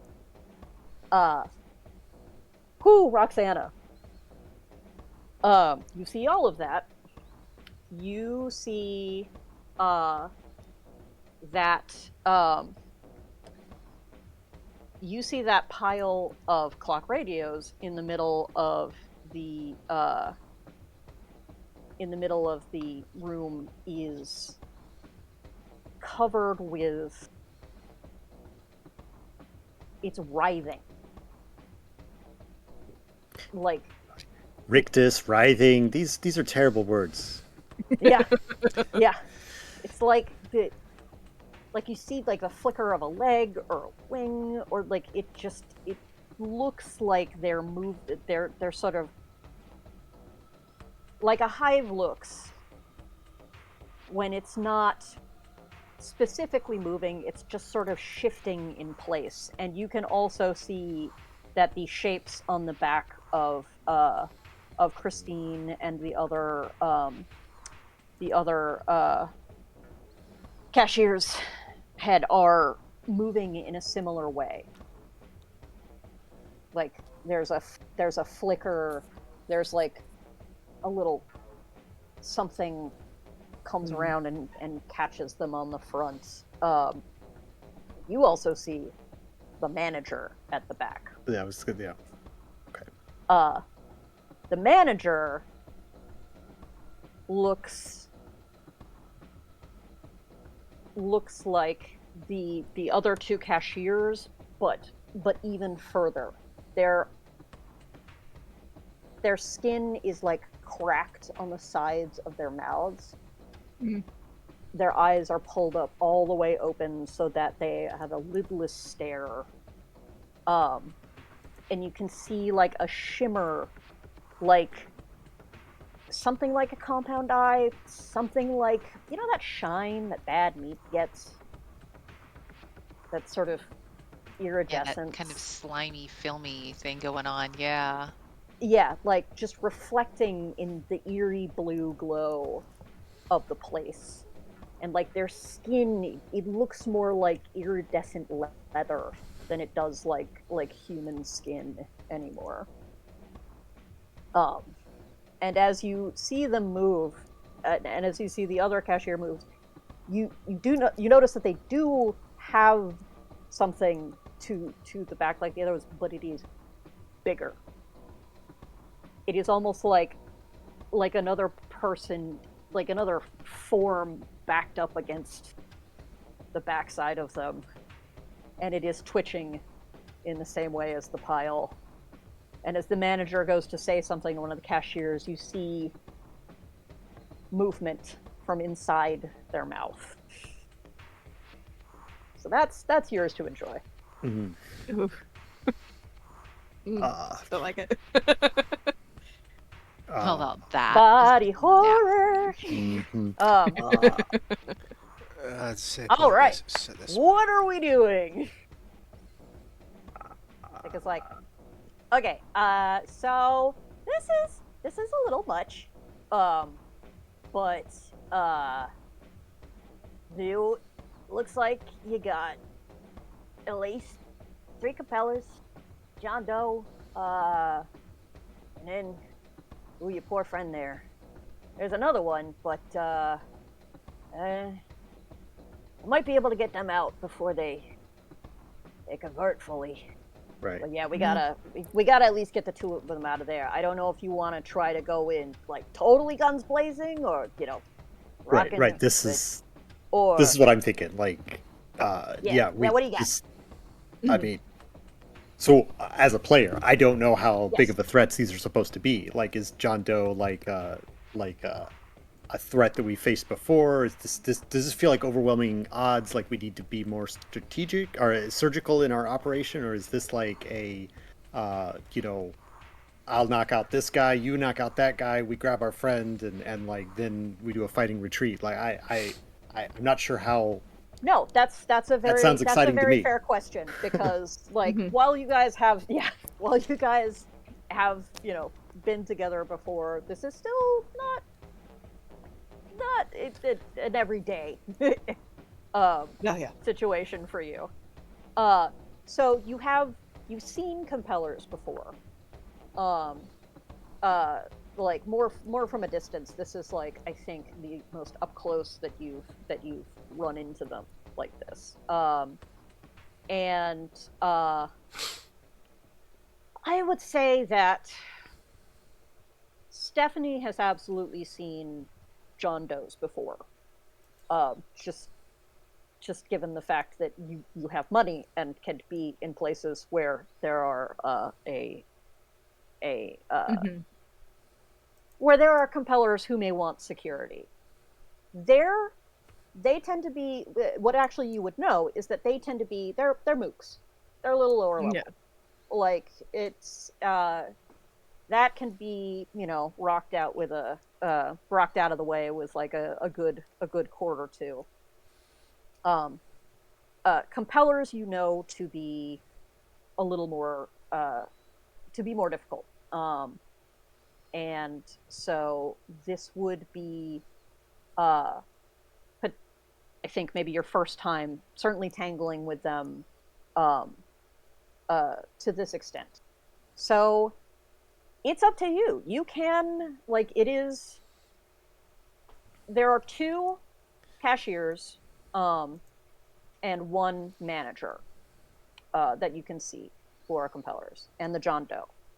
So And a pile of writhing it's radios. Yeah. and a pile of writhing radios. There is Mhm. that. Um, Actually, those you would know as earworms, um, which is part of how the compellers are able uh, to essentially hybridize themselves with humans. Um, the earworm takes hold as a parasite, Yeah. and then if it is left to grow unchecked,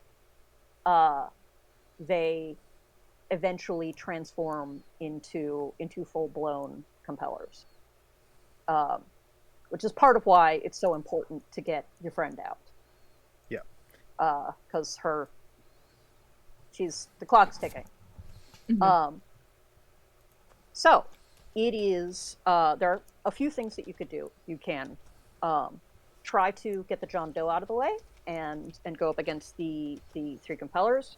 You could try to create a diversion and like see who they send out.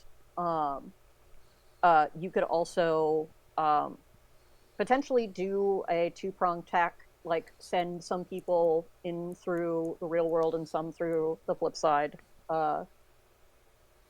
to divide them. Yeah, you have options, and you have the powers of perception at your hands through your vibes and your riffs. So what would you like to do? I can try to get their attention. Now, whether that means gain their attention to come after me or gain their attention to try and pull them out of the store and away from that mass over there, Yeah. y'all tell me. I mean, there's a few things we could try, I'm sure, but tell us your idea before we make a decision. Well,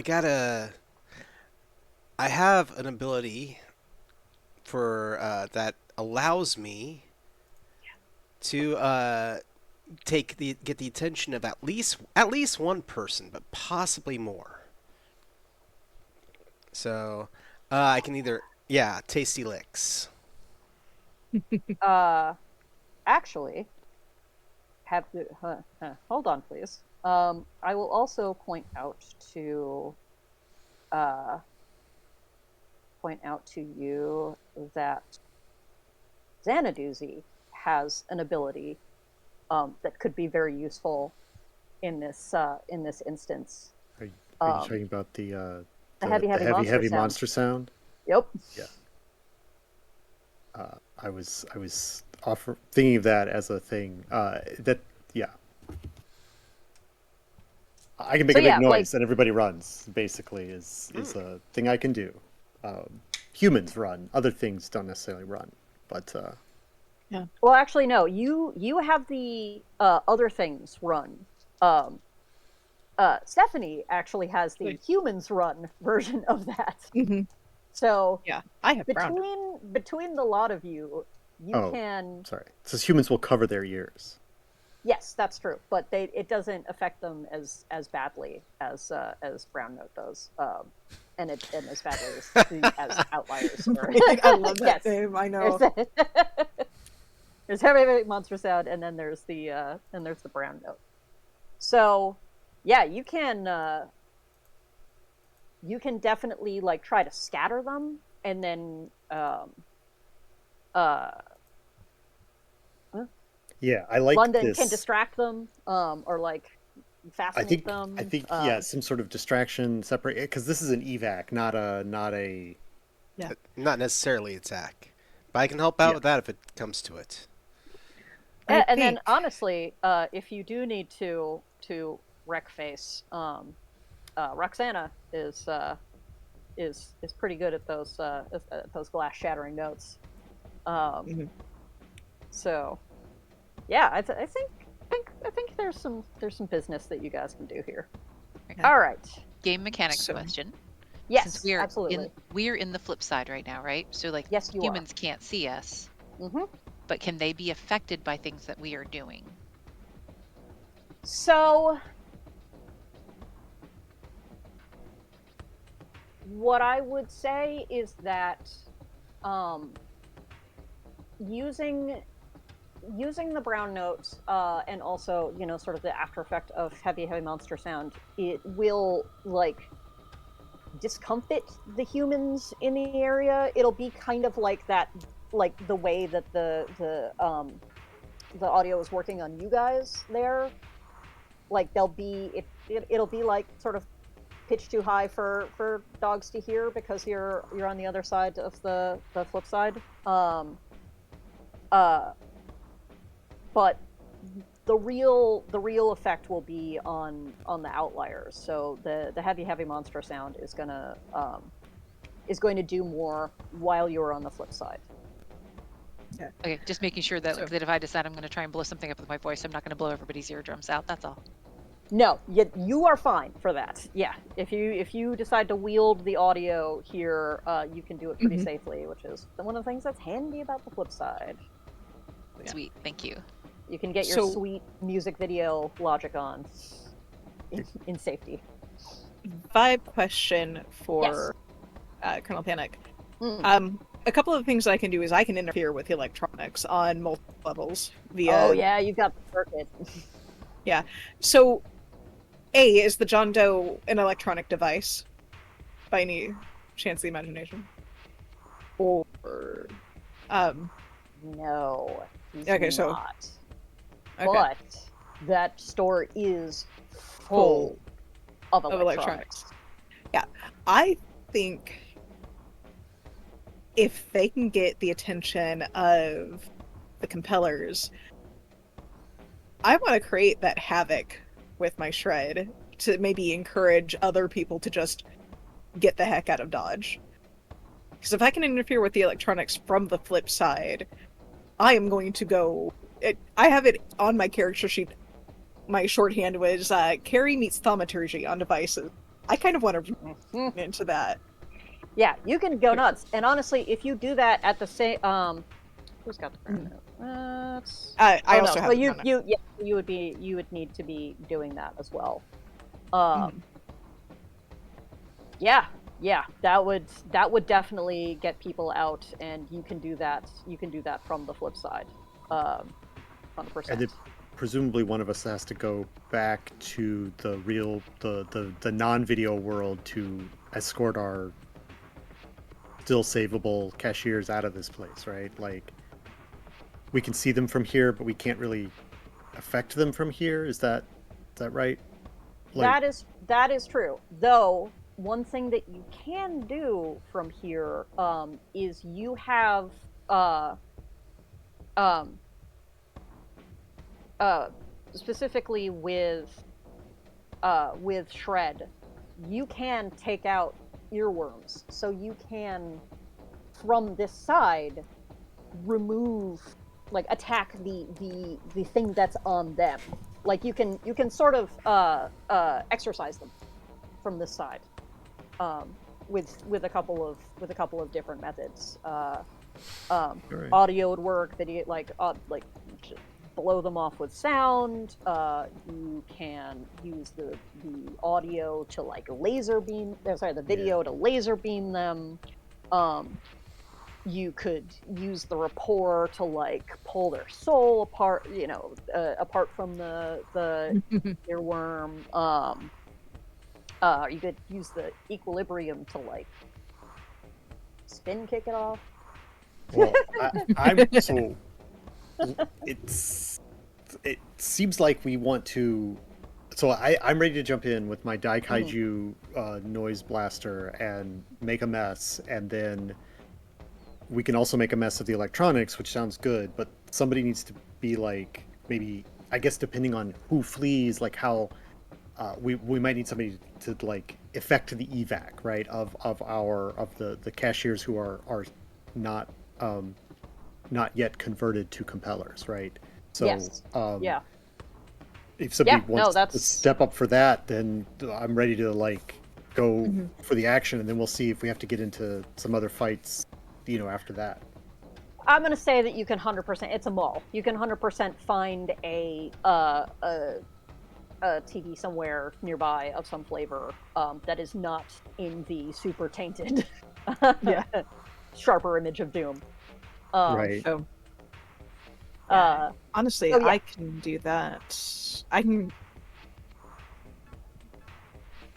When I come out of the flip side through whatever nearby TV I find, can I maintain my hollow mouth? Yes, absolutely. Okay. Like, I didn't know if I had to do a separate transformation after. So No, if I can no, you maintain can- my hollow mouth. Yes, you can come straight out into your persona. Okay. Then in that case, I can go back to normal world from behind, from that hallway, get into their back room, and scare them out. And maybe in the Oh process, yeah. destroy some of the electronics that are in there. All right, this is good. All right. This is good. Two-prong. Got it. Love it. Mhm. All right. So Okay. you two be So, safe. who's going first? I guess that would be Colonel Panic. Colonel Panic is gonna do some Colonel Panic. Wait, cause It Cause havoc. says on the tin. Mm-hmm. She is adorable. I love her. Yeah, so she's going to I find love them all. These guys are the so great. nearest. I know. She's gonna find the nearest TV monitor that isn't directly in the store, but that's closer to the backside, so she can kind of You know this mall really herd. well. Mhm. There's a security camera that's like in a hallway just around where you're able to come back out without being seen by anyone else. Okay. All Yeah. right, so Zana's gonna place herself like in anticipation of people fleeing from the thing. Then I'm gonna Hmm. give this the basically separate the outsiders from the humans. Everybody's gonna run out. Hmm. Then I'm gonna give them the monster roar that's gonna push Yep. the other people away from what we want. So Yeah. from the people Don't we're So. touch targeting. that dial. The heavy monster sound. And I'll be back. At this point, I think I'm going to be on backup for if anything attacks or decides to still come at us. So Yeah, we got this. I'm definitely thinking that Colonel Panic is putting herself like in the more immediate position of danger, but she's also kind of the most confident about like, if anything, I don't know what I'm going to do, but I'm going to do something and it's going to be fun on my end. So she's if I have to prioritize, I think I'm going to prioritize the brown note riff over the I think that's a shred. good start. Yeah. Mm-hmm. All right. So, you are going to for your brown note, you are going to roll your active um, fever and brass. No, that's not. That's an enthusiast. Keys and beat. Okay. So your trust fund darling, active trust fund darling, which I have over here. Only 2 die. I Uh, yes, but everyone else is functioning at a negative from you. So even though you've got 2 dice, you still yeah. yeah. Yeah, she's gonna kind of swipe her hand, positioning her keyboard in front of her, and she's just gonna key your smash. faithful keyboard comes in front of you. Key smash. Oh, like you. It doesn't physically affect you, but just because you all now have perfect pitch as Holomatixx, you still wince when she hits that note. Okay, I apologize in so we've advance. got And I rolled a 9 on her gig, sweet. Oh yeah. which is impressive for 2 dice. That is All right. There is only one person who doesn't like wince and grab their ears. Yeah, one person pukes. It is literally so some poor bastard rolled a 1. Oh, they're gonna hear about that in school the next day. Literally pukes, and fortunately they're next to the person who rolled 6. So, but yeah, there's an uproar, and then there's a general moving, especially with the puke in the ground inside the store. There's a flurry, and people do start coming out the front of the store. Christine and the other cashier, while they are holding their ears are still there. Okay. But all except for one other random person is leaving the store. And of course the other cashiers and the manager and the John Doe who are looking around. And the John Doe locks flat dead eyes with you.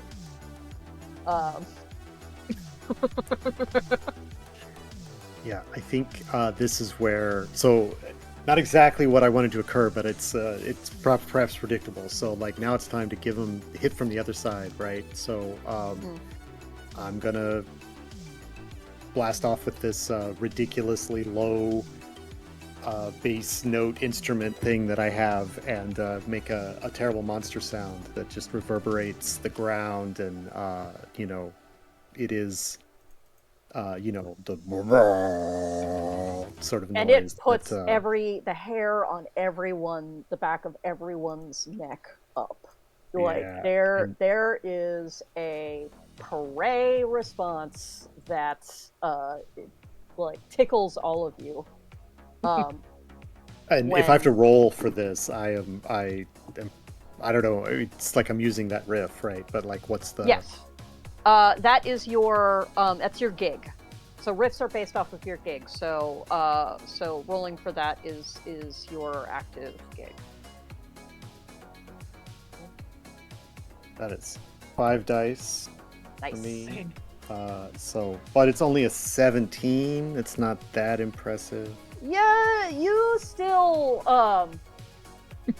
you I rolled a still 1 and a 2. have a severe effect. All of you And I kind of hold imagine your... it's on a pops. It's like a mallet, right? Not like a soft mallet, like a hard mallet, and like kind of aims the beam blaster or doozy down it and just strikes it real hard with the hard mallet to like produce the reverberating sound that then gets doubled by the length of the tube and all of that. It's like a didgeridoo attacked Tokyo.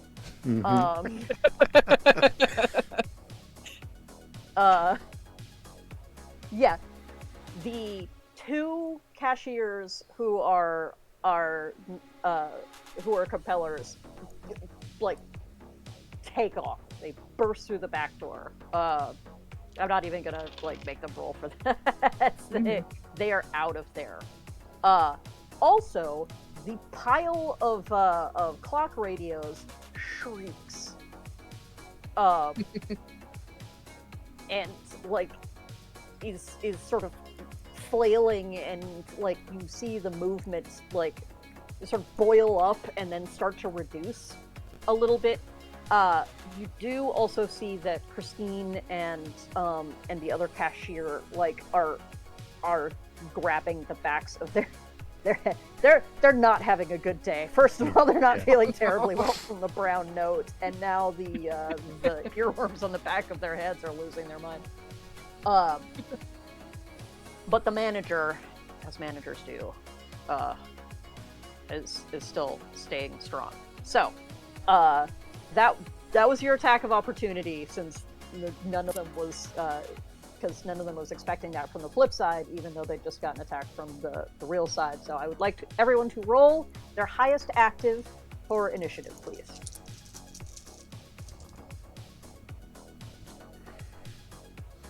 Nice.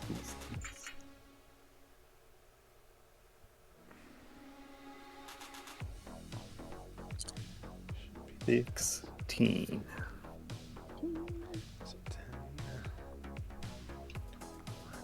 So, what is a tiebreaker on initiative? Your tiebreaker is what your next highest. I don't know, fingers and toes there, John. Yeah, your next highest active is. I'm gonna say. I think there's actually something else, but that's what my brain has produced for this moment. So what is your next highest active score? I have 2 actives at 4, and my next active is at 2, so it would be the 2, I'm assuming. Oh, no, it'd be a 4 because you're Okay. rolling 1 4 for your initiative, so your next one would also be a 4.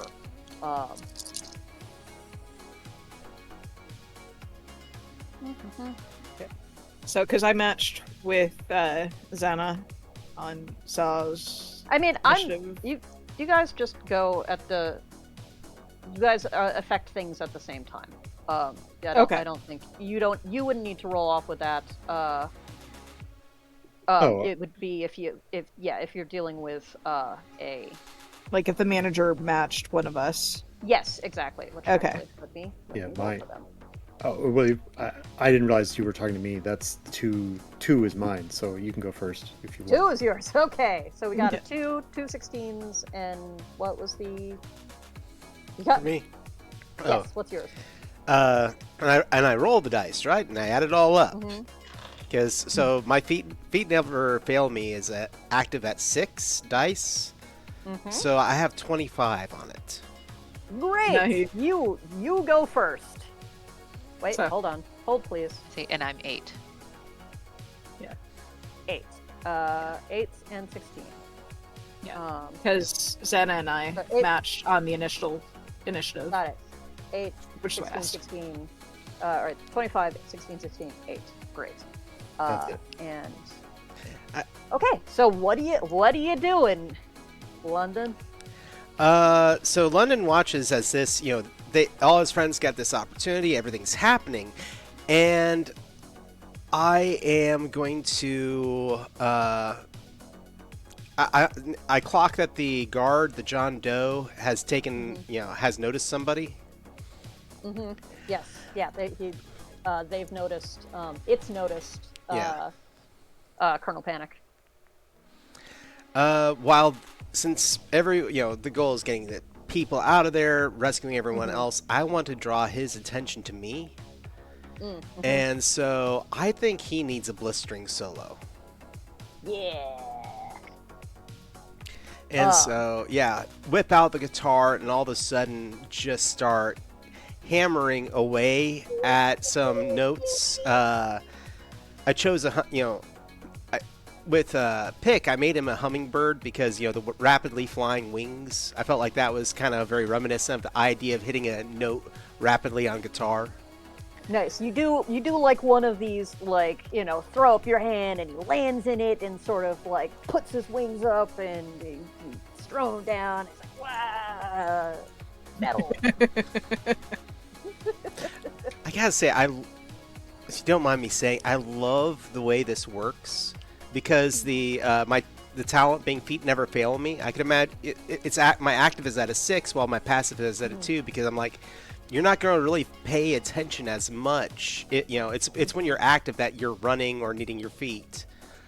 Yep. But my quirky basket case is active at 2 while passive at 4 because I'm like, when you're a basket case, it's because you're not paying attention. So I love it. I love the way this works out. But anyway, so yeah. Yeah. So you want to roll your active gig? All right. So active axes. Yes. But see what you get. All right. And you said rolling 2? Yep. All right, that is a 9. Okay. You and Pick, like, and like, just both the speed of your playing and the vibration of the sound, like,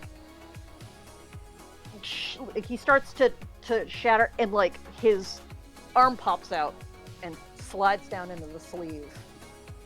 So there's just he's got that thing with like the prosthetic arm hanging from the bottom of his jacket sleeve. And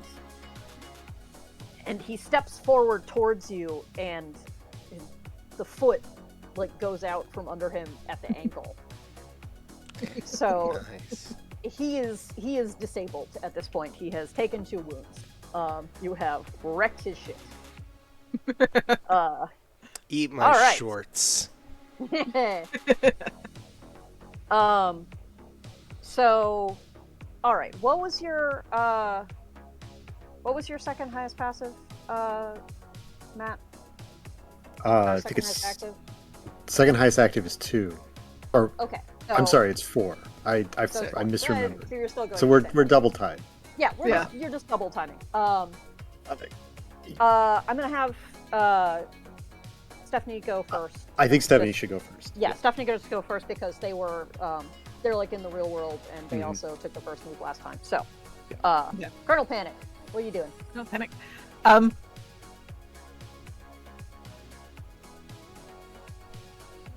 I think I'm going to go ahead and activate that shred to kind of focusing on the radios where the earworms are currently living. And if I can move at the same time, I'm gonna try and shepherd the 2 cashiers who haven't fled yet out with the rest of these civilians. For shredding, you do need to focus. Okay. Because that's big heavy Yeah. power. So you do That- need to focus which is on fair. them. So And so yeah, you're moving in towards them, and I do need you to cross off a glitter, Yep. which I probably should have told you was all full up to start. But yeah, cross off a glitter, and if you would roll your scene, your active scene, and I think you add. No, you don't have a No. plus on that one. So yeah, you just yeah, roll your sustain active is the other scene. one. Yep.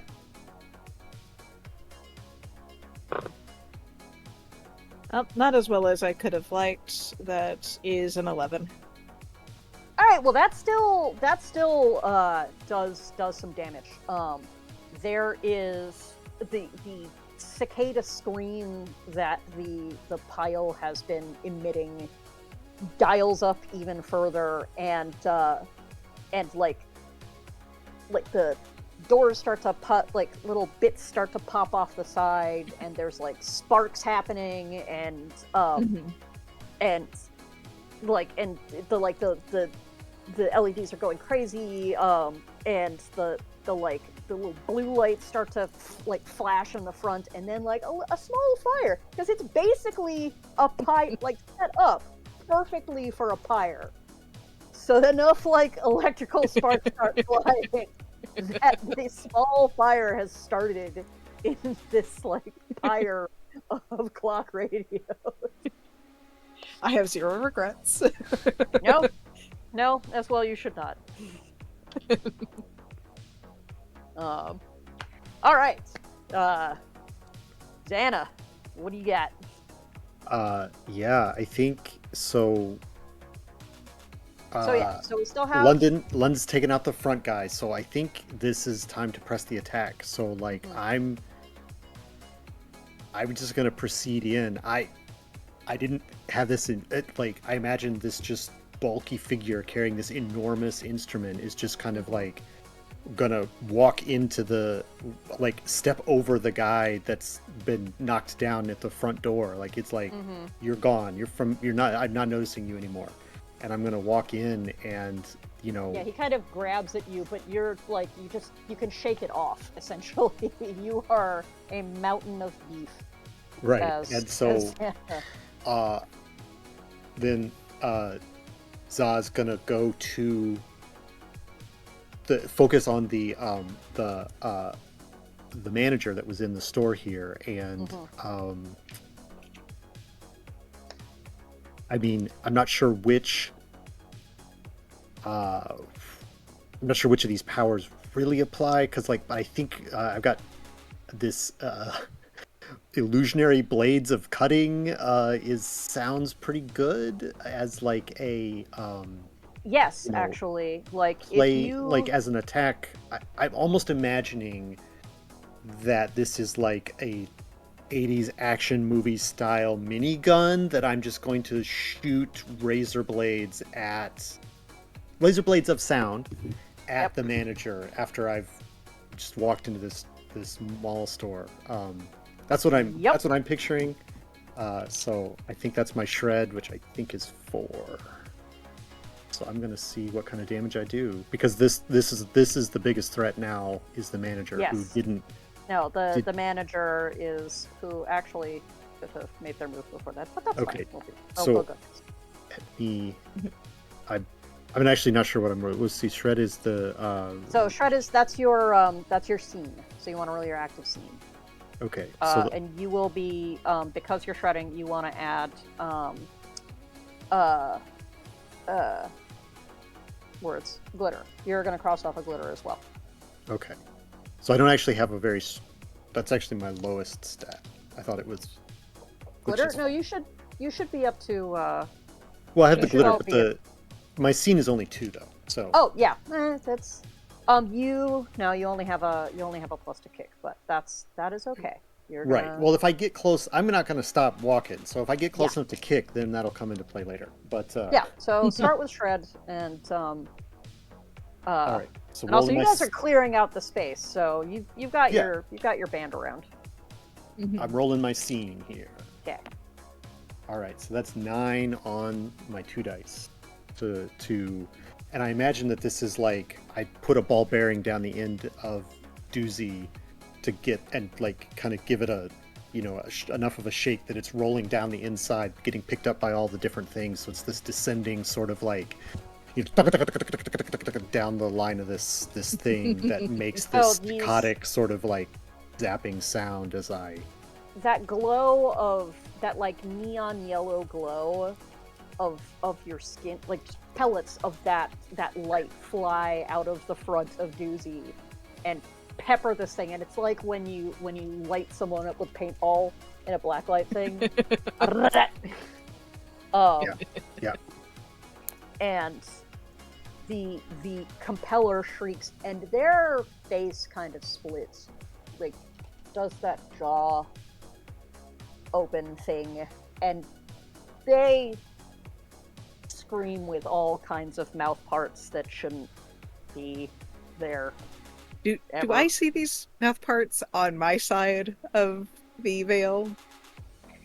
You do not. Okay. You see them angrily scream. Well, no, you've got your sunglasses on. Yes, so I you do. can see them, but if you look over them, she's just looks to be angrily screaming at the on fire pile of Plausible. Very plausible scene. That's sort of plausible. You just see. Oh my god, the lazy blue is shambles right now. Right. It's like vomit, people running away. Actually, hold on. Oh yeah, the last person who was in there has decided that they're the fuck out of here. So, I don't know what's going on, but I don't like it. Nope. Christine and the other cashier are kind of edging. They're edging. They were edging towards the back. Their screaming manager is making that less appealing, and so are now edging back towards the front, which is good. Yes. Like. Okay. Front. Yeah.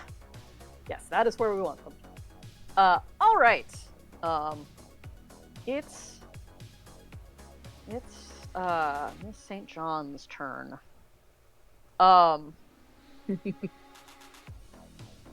She looks,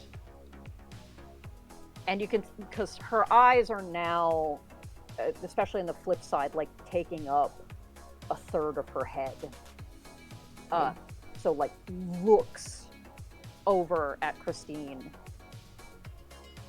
and like stretches out what's now 2 hands on that side and says mine. And on the flip side and through your glasses you can see this wisp of color weave Christine, and she passes out.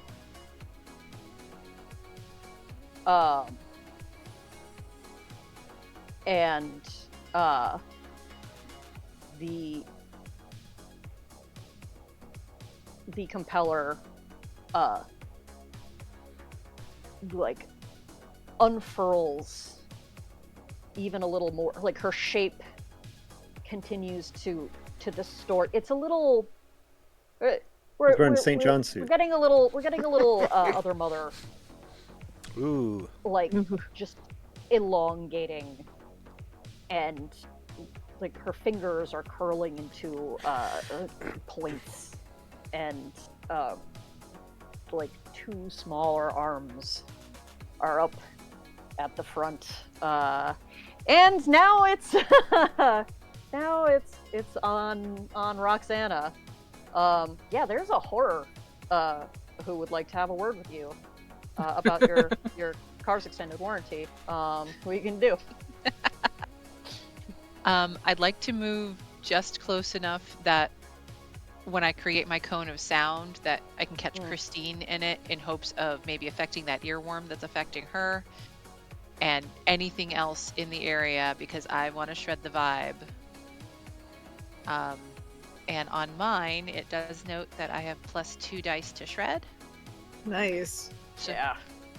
So I add that to my scene. Mm-hmm. So that'll make a total of 5. Roll it up. All right. Let's see how loud a shriek I can make. Oh, scream, not shriek. Yeah. Oh, let's see. That's a 4. That's for another game. 3. Right.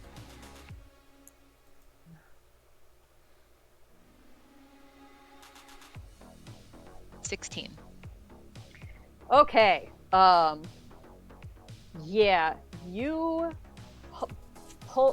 lift up your glittery pink microphone to your ear and just let loose with a metal fucking Dio would be proud. And just like a cone of glitter pink sound just blasts out from in front of you, and like scorches the first of all, hold on. Oh yeah, he did not do well. The John Doe loses another leg. And is essentially toppled on the floor at this point. And the compeller, like that skin that is already peeling away from like her mouth and her joints and her eyes peels back a little further, and her somehow still perfect coiffure like shifts back like a few inches on her head, and she physically backs up, like the sound just pushes her back into the store. And oh yeah, you hear within the shriek that the compeller is making, you hear a tinier, higher pitched scream, and you see the earworm like smoke as it shrivels off of the back of Christine's neck. Let's see, it wasn't directly at her, so I'm going to add a die to that, but let's see how our other cashier is doing. It's screaming, but it's still in place. You still, the earworm is still on the back of the other cashier, but she's also, like, trying to help Christine up.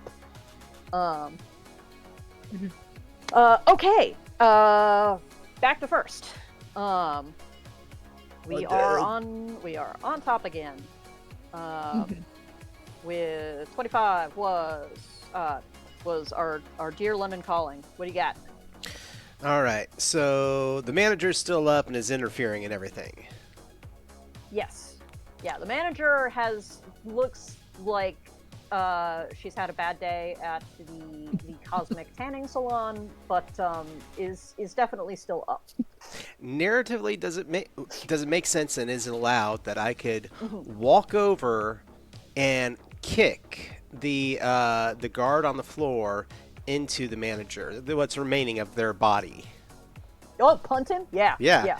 And I actually will look over at Annie and I'm going to nod with a little quirky smile on his face and quote a line from their favorite comic and be like, look over, you go, fly high with the moon's owl lunar wisdom on an unforgettable journey through the stars. And this, takes 3 long strides and football punts the body at the manager. Oh my god, I I love love it. it so much. Nice, nice. All right. You know what? That's gonna be an active feat never fail me because that's what that is. So I would like you to roll that, please. Play to your strengths. Play to your strengths. 100%. All right, so that is going to be an 18. Okay. John Doe goes flying into the compeller and knocks her back. Um, like you hear something snap as she takes the torso of this thing to the chest. And like the rage in her scream is even higher as she bats the thing away. Just from the real side of things, you see the sort of burly bodyguard who is down on his hands and knees get punted by this like railpin kid, or just no, not even because he's not even there. Just sort of pop up and tackle the manager. Oh. All right, I am actually going to go with the manager's correct initiative roll this time, which I forgot to do last time. So she's going next, and she is angry.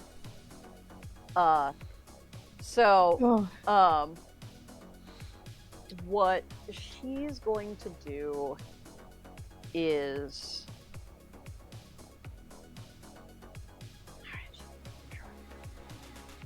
Oh gosh. she's going to return the favor. Oh no. And she's going to throw a TV at you.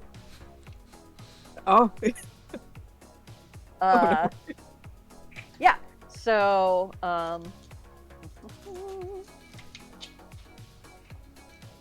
but on the flip side, in her hands, it's like this hissing.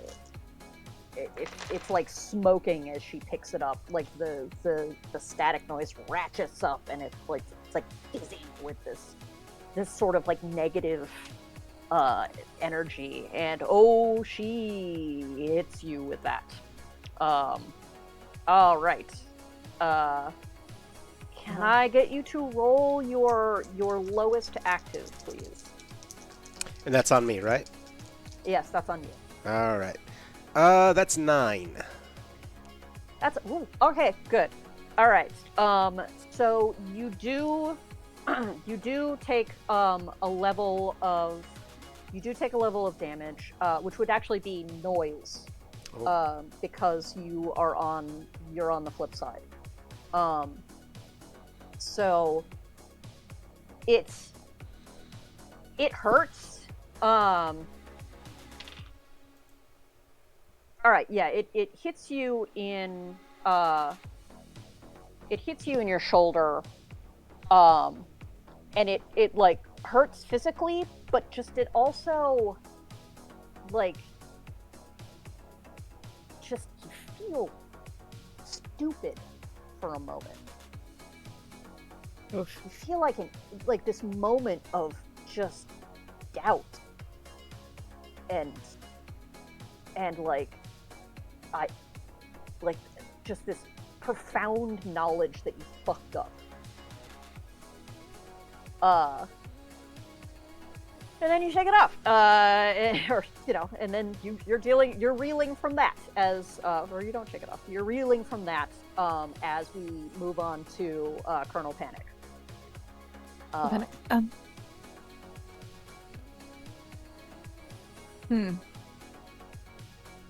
So, where we are at currently is the John Doe is down.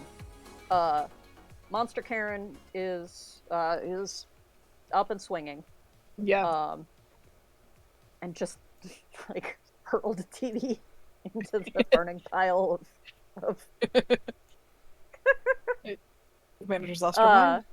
Yeah, manager's lost her mind. The other cashier is like trying to help kind of carry Christine away from the burning clock radios. And you do see the back door that the other two cashiers went out kind of creak open, and a unpleasant face kind of peer through the other side. They're not busting through though. They're one thing that you Stephanie have gotten is that propellers are not always frontal attack. Of course, part of why they have the John Does. So there's a sense that they're sizing up what's happening out there. So that is where we are at. What is Colonel Panic doing? Oh, I'm torn between assisting with Christine or handling the manager. You did hear the thump of the TV and like a yelp from or like a wounded hawk cry from your buddy London Calling. London. I think I'm going to take care of the manager. I'm going to bark at the unnamed cashier. Go out the front, get yourselves as far away as possible. This is going to get noisy. She nods and it starts like just dragging Christine out. Like, yeah, I'm done with this. I don't want to be here. $7.25 an hour is not worth this. It's a shame that. Not in the 80s. It would have been less than that. $3.25 an hour was not worth this. Yeah. It might have been $4 because this is like a fancy store and that's part of why they're working there. But like, yeah, still not worth it.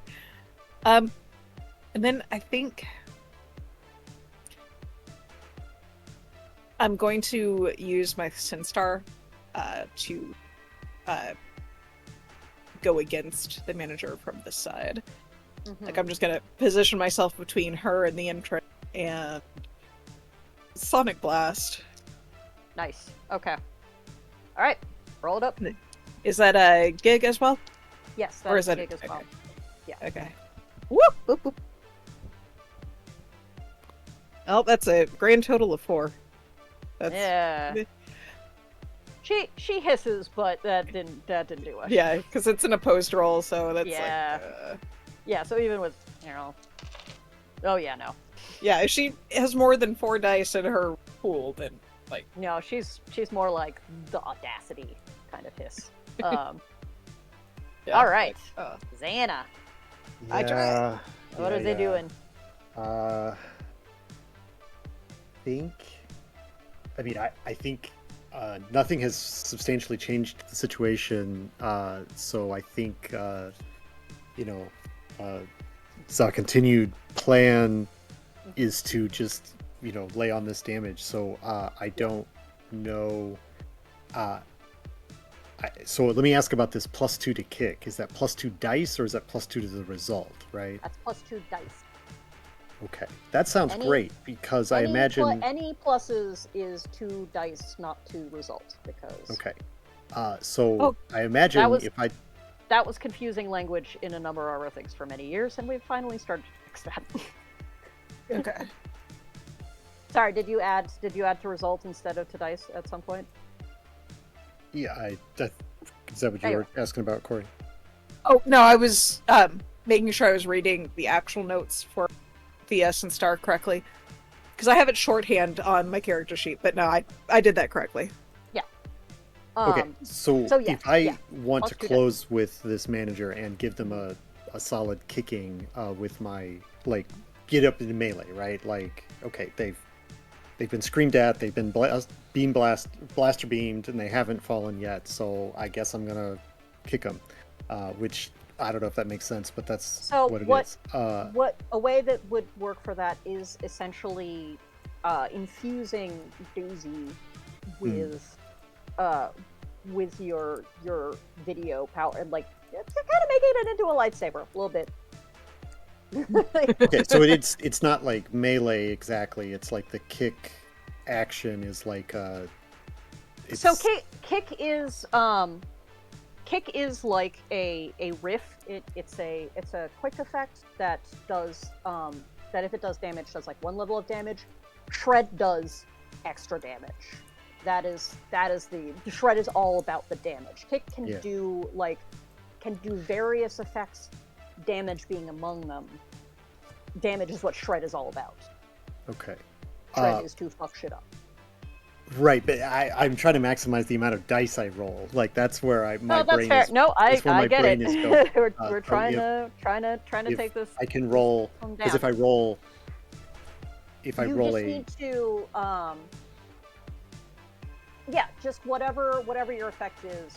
Since you're trying to do damage with it, I would say is just does 1 level of damage instead of the 2 level that shred does. You just need to manifest some sort of damaging effect with the audio. Okay, so I guess then if I But you're going to have more of a success with it with the extra dice. right, that's Yeah. what I'm trying to do. Yeah. So I assume I would roll my my You're rolling your training gig. Yeah, you're rolling your gig plus gig/training plus 2. Great. Okay, so then I think what that looks like and sounds like is that I need a real. I think I need a real, just propulsive sort of like rhythm, almost like a drum, like a snare drum, sort of like or kind of a thing where it's going to be like really stronger than the previous wave of paint balls. This is like more like just that real piercing audio, like real tinny, really blown out kind of sound that you can produce when you've got like it's just a lot of like, one sound like that is just a tap, but like when you keep hearing the same sound and it's just creates this sort of like pressure wave of damage that I'm trying to generate. So I think I'm some other piece that I've got, like almost like I'm taking doozy and I'm kind of like doing almost like a back and forth kind of motion to get these things that are inside like rattling around to like produce those sharp noises over and over again, and tipping it back and forth and then just copying it and copying it and copying it so that you get the layers and layers of like all these terrible noises just stacked up on top of each other. And the arms are just a blur, this like this neon whirl of a person. That's right. All right, let's see what I do here. All right, well, I love rolling 7 dice. So much fun. So I got 18, 24, 29. Whoo! Yeah. So oh yeah, that's a rough day for Karen. This is why I wanted to roll all the dice I could. Yep. So this is, and I guess I don't get any closer, right? So I'm like you're still. I'm like on the other side of the counter from her. Yeah, like, you're still at a burning distance. pile of movies, or burning pile of radios, but not like Yeah, I and couldn't punch her across the the camera, yeah. scream has been dying down from the burning pile of radios over this time. Yeah, like it's like someone took a tennis machine, like tennis ball, and dialed it up to the point where it just looks like one ball almost. Just impacts all over her body, and you can hear these sickening cracks as like this wave like almost lifts her up off of her feet. And like yeah, no, she takes another wound. She is having a very bad day.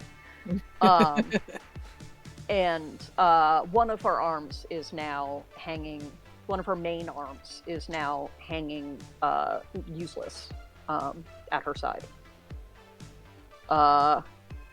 And like this blackish, oily substance is oozing from various like cracks in her terrible vinyl carapace.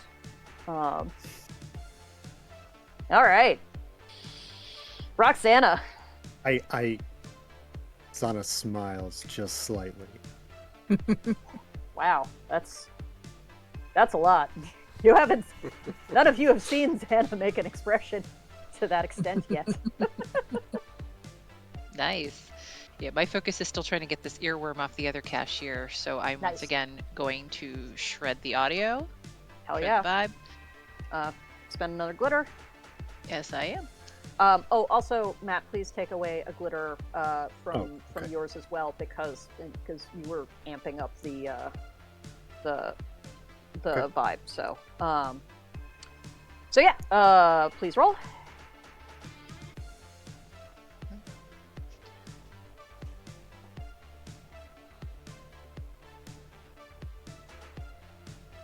$22. Yeah, another screech and a hiss. I'm not even gonna roll for it. Another screech and a hiss, and like at that, like her eyes kind of snap open, and she actually shoulders Christine up into like a fireman's carry, and like hauls her the rest of the way out and down towards the water feature, and she's like hustling now. Excellent. Seeing them finally get clear, Roxana's kind of roll her head, like cracking her neck, turn her attention back toward the front of the store because now she wants to focus on, things she can kill. All right. Speaking of that, back to front. You got some payback to deal out, London. Oh yeah. So yeah, I'm gonna size her up. And it's like, how about you tell your bosses this mall's ours, and I'm going to, shred on. I'm gonna go ahead and yeah, let's do another blistering solo if I can. Yeah. Mm-hmm. Roll it up. All right. Not bad. So that's gonna be 8 on the 2 dice. She's having a rough day. Let's. And on that power, Oh, yeah. it says when successful, it deals 2 wounds, right? Yes, it does. Nice. Yeah, no, and she's at a disadvantage now. So, yeah, like her leg goes out from under her, and like one of the huge eyes sort of starts to crack and seep. Oh, it's so gross. Yeah, actually, that's another 2 wounds. She sort of wavers and collapses. And at that, the door to the back of the store quietly closes. Does not reopen. And Colonel Panic on your side, the manager seems to have passed out. I guess that's what happened after, I don't know, she's inhaled too much smoke from the burning clock radios, or maybe it was getting tackled out of nowhere by the security guy. I mean, But she was losing her mind. So There. this sounds like a was. great time to take a bio break at the end This of this absolutely combat. sounds like a great time to take a break. So, the mall Or you guys is can keep playing, but I'm leaving. okay. All right. Well, we will be back then in about 10 Yeah, let's take a minutes. quick break. All right. All right. See y'all in just one moment.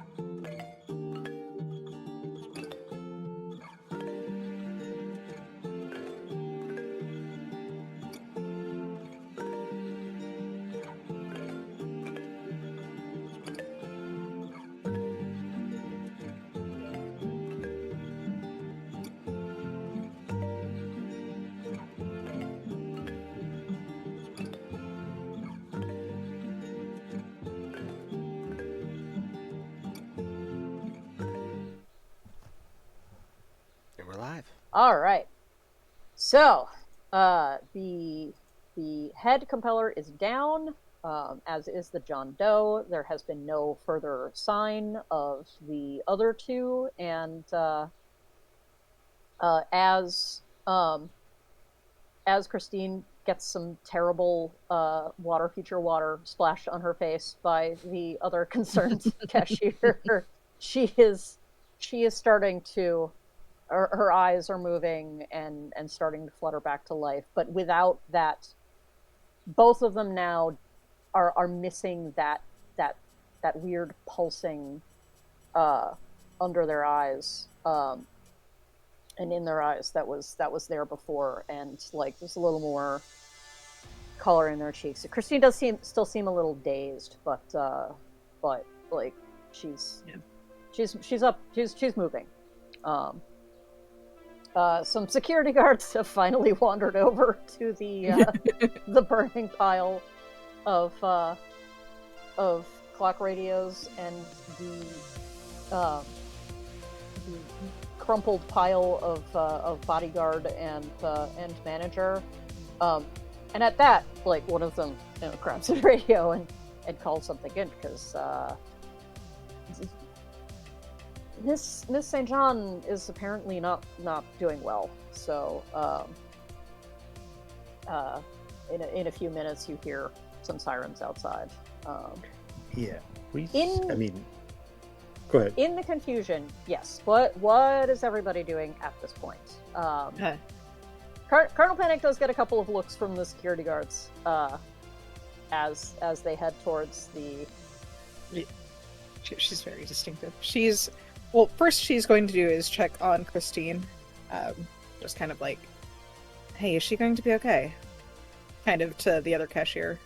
Oh wow, I think so. Yeah, like, I'm a lifeguard when I'm not doing this. Yeah, I think her pulse is okay. And Kristen said like, ow. Hey. Oh. Hey, are you okay? You just Oh. kind of collapsed when had a face full of that electronic smoke. Just want to make sure you're okay. Yeah, oh man, I'm tired. I think I want to go home. All right. Did you come here with anybody, or? Uh, my friend brought me here. I think I want to call my mom. Really, Mom? Okay. You gotta do that. Don't worry about the security guards or the rest of your day. I think your manager would understand. The other girl leads down like, I can call your mom. And she like fishes some quarters out of her pocket, scuttles over to the do you know what her number is off top? Rattles off. She scuttles away. Are you touching her at all, Christine? Yeah, like the moment the other cashier scuttles away, Stephanie will sit next to her, Pernapena will sit next to her, and kind of give her like a supporting shoulder supporter. Her breathing steadies a little bit, and like she's still not entirely with it, but she's looking a little less like almost concussed, as she was when she first came out of it.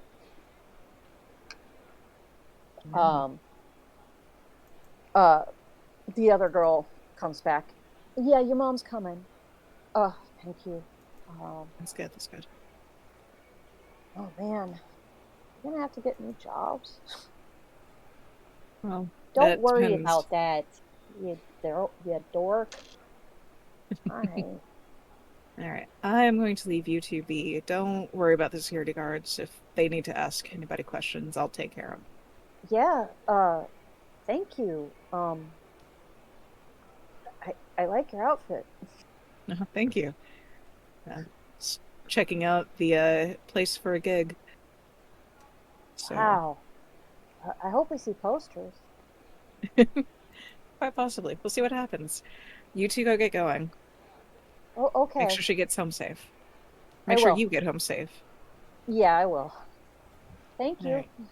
You're welcome. Well, then, like, if the security guards are paying attention to her, she'll wave at them. But if the security guards aren't paying attention, They are now you... at this. Once they saw you, just kind of move away from the build, like the thing, and they've got their hands full with what's going on in Laser Blue Yeah. right now. Yeah, if they don't need her for any questioning, she's going to find a quiet corner, use her... Yeah, they probably like to when they come back, but you're not going to be there. No, because she's going to tap into the flip side to look like just a regular store manager for a bit. Kind of more subdued, more demure. Because I could Nice. look like a conventional profession for one scene. That is absolutely true. You can. So yeah, yeah, you look You like see, one of the your hair kind of bleaches and you morph into something much more like one of the nice ladies from the boutique that your mom uh frequents. So yeah. yeah, they're like, where'd the weirdo go? Like, the camera Yeah, we'll just pans, follow. that's not for us. That's for the actual cops. Let's just deal with when the ambulance gets here. You guys can all hear this because they're, having this conversation as you see Colonel morph. Like, Yeah, it just looks like she passes behind a palm, and as she's coming out from the other side, So completely many different outfit. convenient palms in a 1980s mall. I know, exactly. Truth. So, uh, should we go over and, help her out? Yeah, you are all in the flip side. It already feels clearer in here, like the floor sort of smooths out beneath your feet. The like impinging static and fuzz of it is smoothing out. Um like The that hum that you were getting from that whole store has quieted. Um so, go ahead, Corey. Oh, I was going to ask. That does remind me. The lights that were on the front of the store were still glowing in color on the flip side for us. Are they still glowing as I look at them they before I are walk away through the specs? they are dimmer. Like it's it is graying out um as you continue to watch. Like Okay. that sort of lurid ultraviolet that they were uh giving off before is beginning to fade. Okay. So yeah, Matt. So I saw during the fight that Mm-hmm. the manager St. John's Mm-hmm. drew some energy off of Christine, and I, as a player, know that Christine woke up later. But that Mm-hmm. particular, before I leave from here, like as I'm in that gap between like the destruction that we've caused and the Mm. mall cops showing up, like I want to like get a little bit closer and just at least make a cursory examination. Was this like, is there like now did that energy just get consumed, or was it like, is there a pouch, a Is vial? Is there like is something that can be you recovered, don't or is that lost see now? you don't see any evidence of that glowing stuff on her. Do you say anything out loud about what you're trying to do? No, because I think everybody else is behind me, so I'm like, Yeah. uh, Um. I mean that's, I don't know. Are either the other two of you on the flip side like looking around, investigating similarly what's in the area? Yeah, Yeah, definitely. more checking to make sure there's nothing else Honestly, that. everybody on the flip side, give me a perception check. Okay. Okay.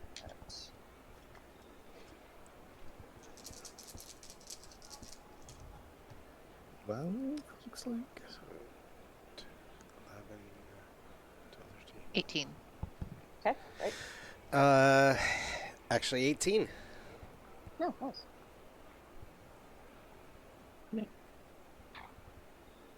What do you got, Matt? 12. 12. Okay. All right. For the 12,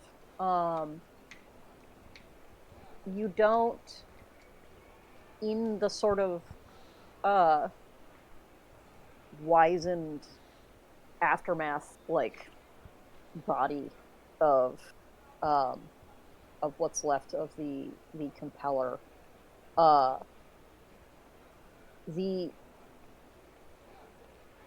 the compeller appears to actually be quite dead. um Miss St. John, like, they're not, eh, from the actions of the security guards, like, she appears to be unconscious, but, like, in a real limp way. Like, she's not, like, profoundly not okay. Um uh you don't see any evidence of the glittering stuff, but there's something in it that is familiar to you, and you remember, um uh sort of early on, um when you first went through recognition, and when you became acquainted with your persona, with this sort of other side of yourself, of glitter, of the what fuels you, Hmm. um as a holomat, which is part media, part, um just, like, distilled uh communication. um it's it is a web of things that moves through us. And, uh Okay, got it. uh the other two of you make the connection a little faster. Like, that seemed like that mist is something that you have seen gather around your instrument as you have played. Like, it's sort of the sparkle on the edges of your vision as you pass through into the flip side. um so uh the general deduction is that uh Miss St. John just ripped glitter out of uh out of Christine. Hmm. Like, was able to just pull energy out of her, and also that without it, she passed out. Right. Okay. Uh, I will recover our. I'll cover our retreat if we want to leave, whenever that is. If you, the other two of you, want to look at something else, but we're getting out of here. But we should, go find a convenient TV Yeah. somewhere. And Pick pipes up with, yeah, the other two are probably, like, out of here for now. And I think that, just in case they do decide to come back, we might want to be scared. I think we scared them off for now, because we rock. Fuck yeah, we do. It's it's weird Yeah, how the little, like, feathery wings manage to do the horns, kind of like two wings up. we should probably go check on Colonel. Mm. yeah, All right. So, anything else that you want to do whilst you are still on the flip side? Not really. No, I I, think I'm good. All right. Other than uh, maybe seeing if I can pop out Mike's and Ike's out of the vending machine on this side and then walk and pick it up on the other. But is there? I do have Yeah. one question. Maybe as we leave, Mm. I'm imagining sort of. I've got my eye on the door where I saw the Hmm. other two compellers go. Hmm. I mean, this is not a good situation, but we can't fight all the battles in one day. So I'm kind of like, I've got my instrument kind of bulky in front of me, and I'm kind of Just backing out kinda of the store. But the lights that were on, is there like a switch on this side? Is there like a red button, like a big black button on the wall that like Oh, I could just turn off as we leave? yeah, no, as you look around under the counter, there is a switch that like just had the flick part of the switch has that kind of weird sheen to it that the compellers have, and it looks weirdly organic. All right. Can I mean, obviously I want to turn it off, but can I also like yank the cords off of the switch so that it can't be used again?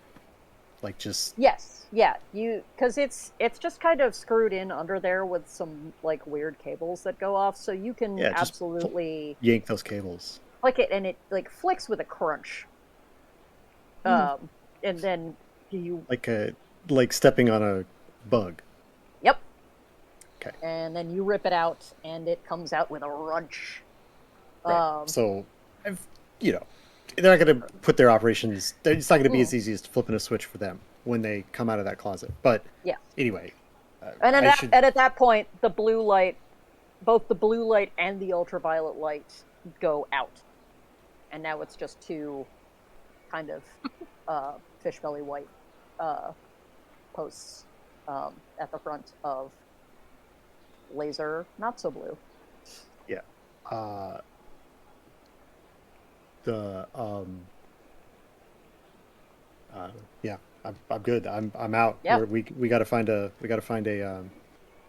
We should leave entirely. Probably feels safer. Mm. Mm-hmm. Also, it still smells bad. Bring Like electronics. bur- burning earworm is something that you hear almost as smell. It's like a synesthesia, but it's gross. Lovely, Yeah, lovely. it's like you're not sure. You never knew before how like icky synesthesia could be, and now you do. And you don't Yeah. like it. Hmm. Colonel's if we can hear each other through the specs, yeah, Colonel's just gonna say she's back at the boutique waiting for y'all. Nice. Yeah, So you guys Yeah. can pop back there. Slide on out. Are you staying in Persona, or are you guys changing back into your team selves? Oh, I plan on changing back. me Yeah, too. You will as draw we were less going in as attention. teens. yeah. Yeah. Yeah, and I don't know. I think that Randy is kind of a little bit paranoid about it, like checking videotapes and realizing that somebody walked in and never walked out of out of this place, kind of thing. Mm-hmm. So Yeah. That's honestly fair and smart. And Pig's like, yeah, no, you can't be too careful. I Yeah. think Clark feels the opposite, where it's like if anybody sees me transform, they'll it's so inexplicable that they'll decide that they didn't see it. It's fine. But Or uh, I could just touch the tape before I get out of my holomat, and I can reprogram that tape to show us being back here playing cards the entire time. I mean, is there a security camera in the break room? I mean, I guess there might be, depending on There. how If corporate there the is, office is. she'll reprogram. This place there isn't, because like it's a pretty nice boutique, and it's not like one of the open hallways in between stuff. There are security cameras in the like hallways from like uh store to store, but this is more of a private break room, so Yeah. so no, you're good on the security camera here. The mall overall security camera will show Colonel Panic coming Just in, doing from some synth magic, and or playing some music at Laser Blue and then leaving. But that's all they did. Be a As far as person we of can tell. interest in Yes, somebody's there file. is that. Person of interest in somebody's Uh, file, but so Colonel you Panic may doesn't look want like to, if Stephanie. you've had that idea though, you may want to follow it up with the mall camps. Yeah, she Um, might. yeah. Or she probably would before she She, returns she's to she's smart. She would think of that. yeah. She might actually do that before heading back to the boutique. Just take the mall security That tapes would and track, especially as long as you're in a not routine uh, Mhm. guise. That would be ideal for Yeah. for dealing with that. Yeah. So yeah, I She don't looks know. like managerial enough to get into the security room Yeah. and just Mm-hmm. kind of, hey, just want to check the tapes for around the laser blue area. Use Yep. that moment to Her reprogram the confidence is tapes. as high as her hair and heels, so she Hmm. is doing okay. Yeah, and then Uh, walk back to the boutique and into the break room where she meet up with gets the rest back of into them. her teen form when she meets up with everybody. Nobody knows who that manager is. Yeah, weird. So, Yeah, once we're back through, I'll let Roxana's strong, loud facade drop, and meek little Annie is back. Mm-hmm. All right. That was certainly an adventure. Everybody okay? I heard yes, one of you get hit. I'll be all right. Yeah, you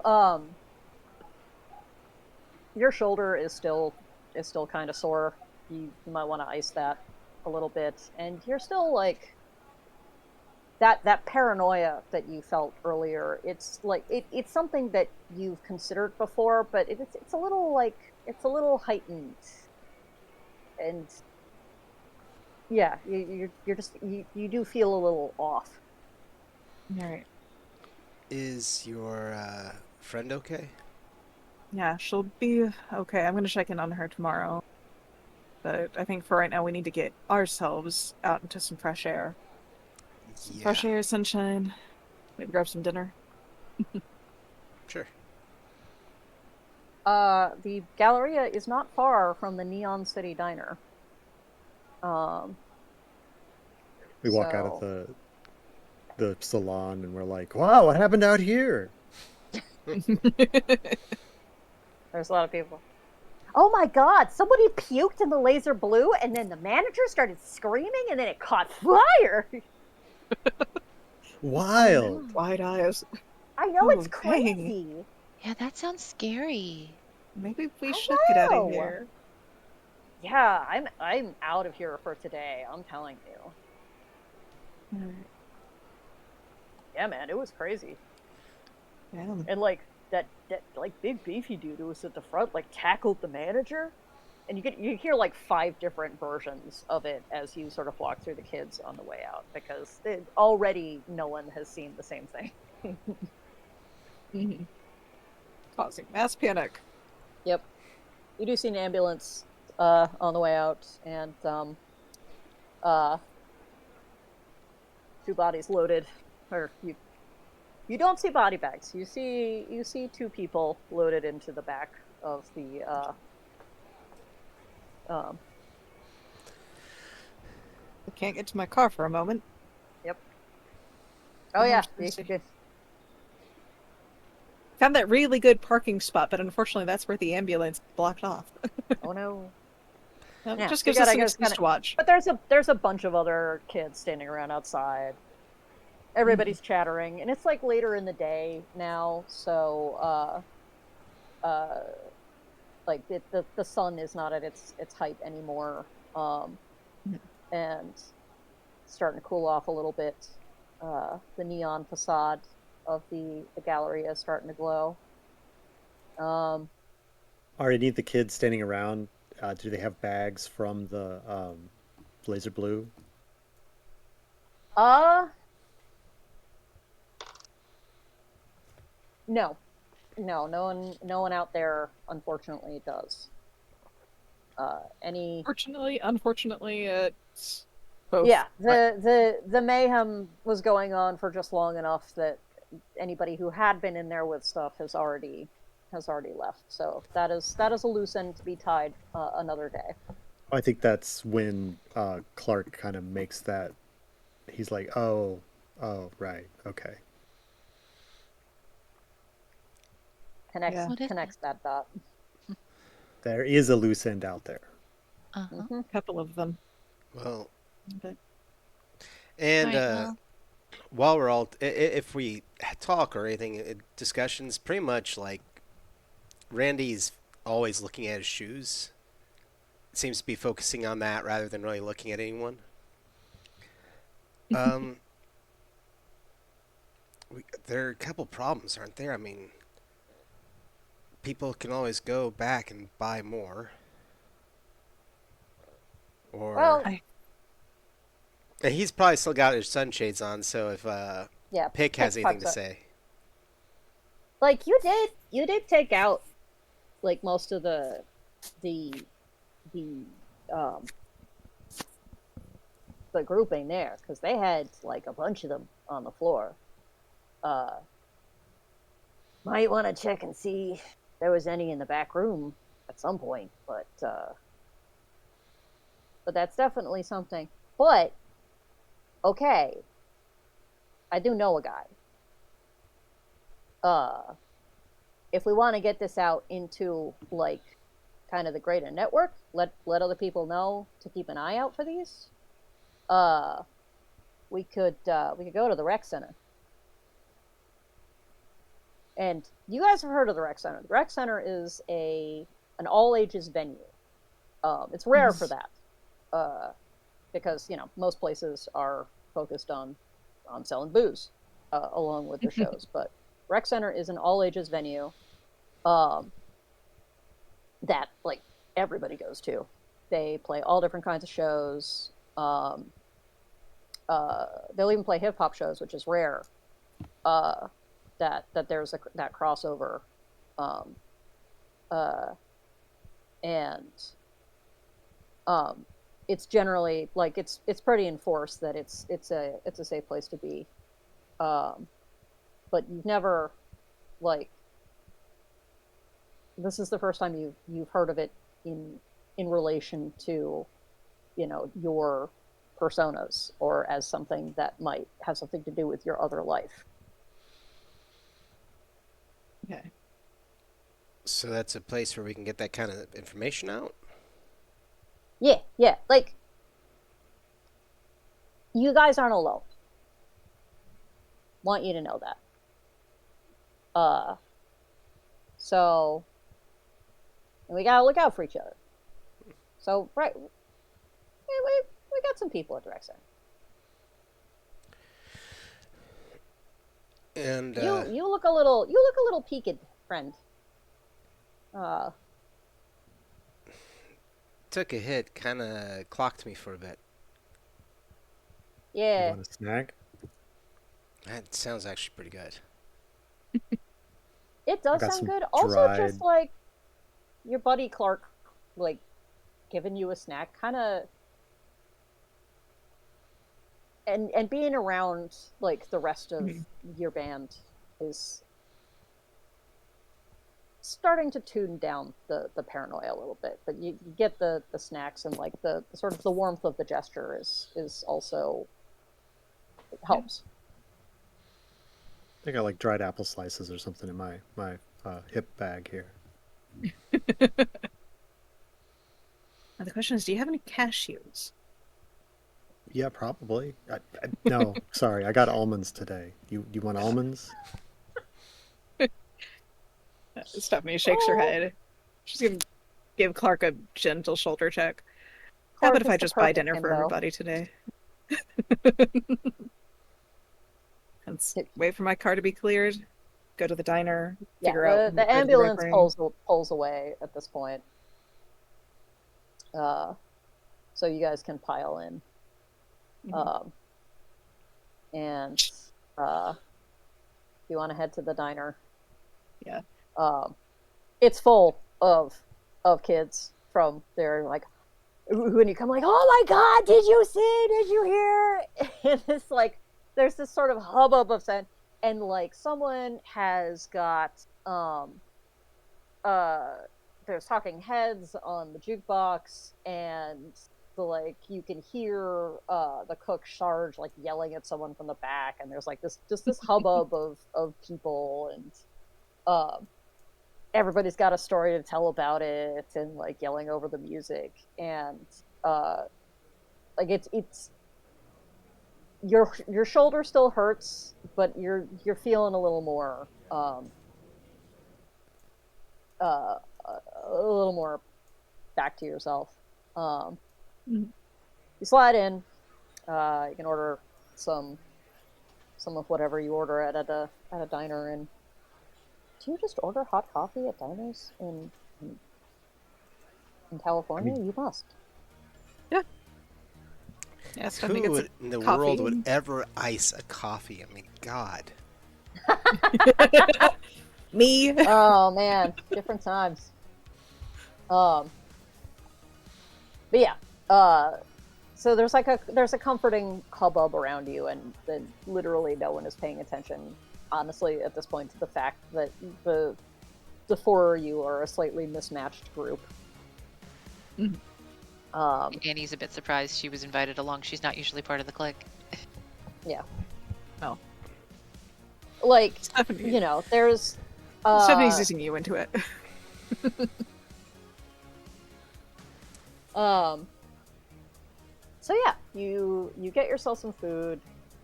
You hear some absolutely wild stories and theories about what happened.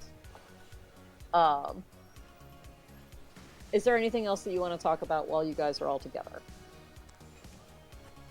Anybody else got concerns? Uh,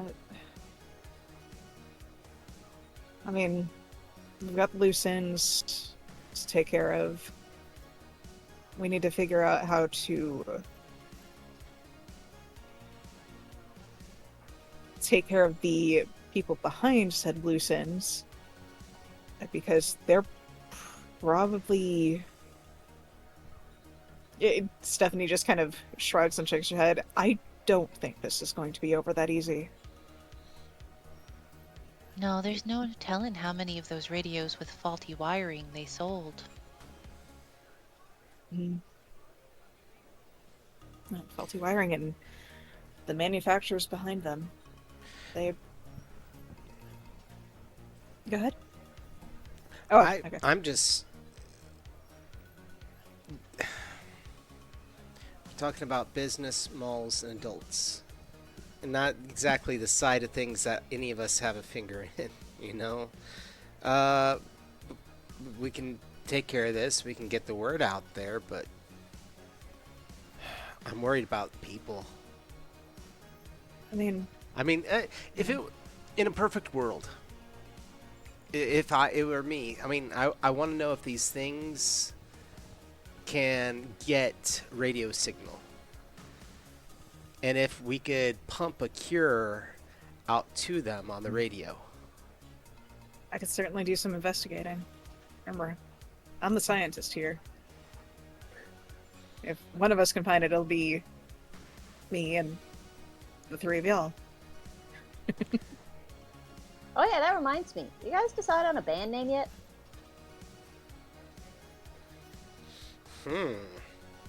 I mean, I'm all for Manic Panic, but again, Isn't that that's me. Isn't that already a band? Is it? I know it's a hair dye. You know? Double checking. what is the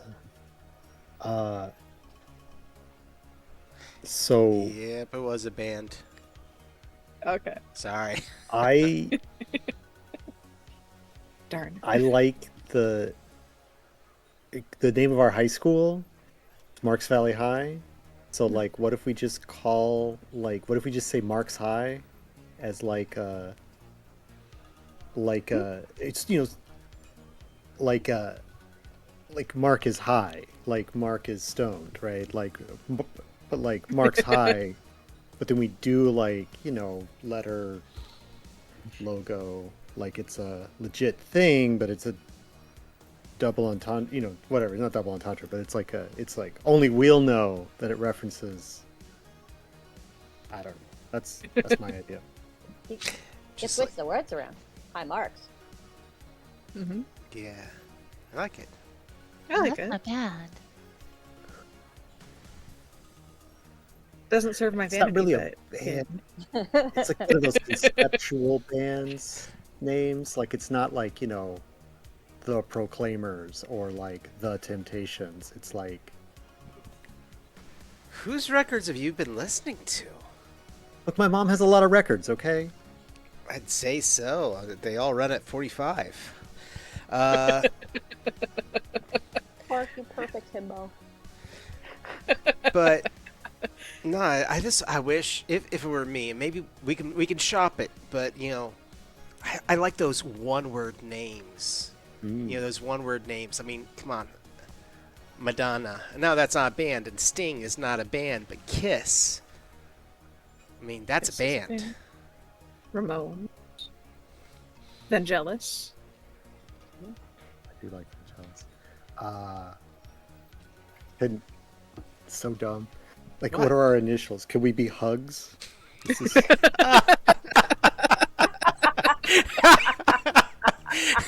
doesn't work out. Doesn't work I've out. never heard of a metal band called the Hugs.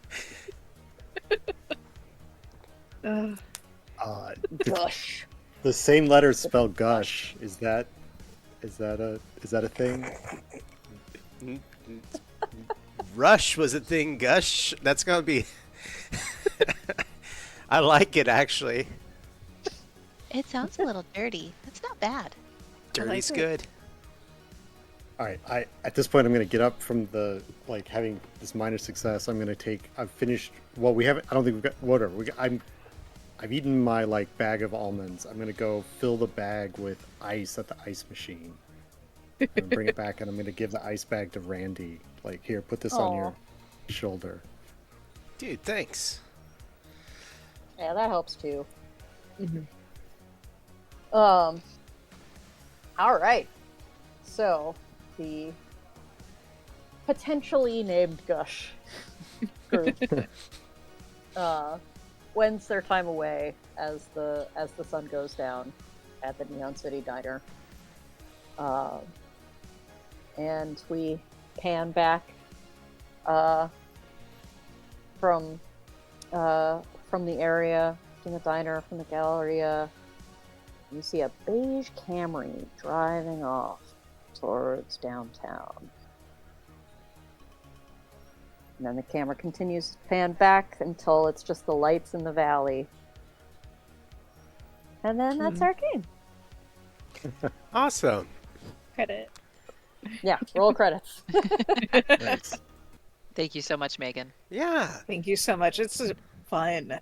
Seriously. You're welcome. I love it, and I can always tell I had a blast. I have a good time because I'm already coming up with the game that I want to run for it. So Nice. Yes. That I love also- I love to hear that.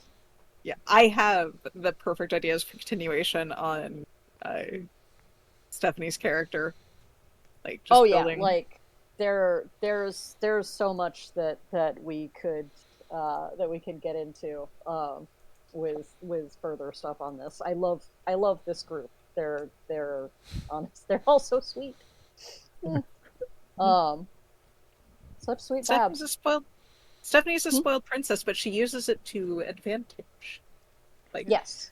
She's like, hey, I'm blessed. Let me figure out how to pass that on. Mm-hmm. Kind of thing.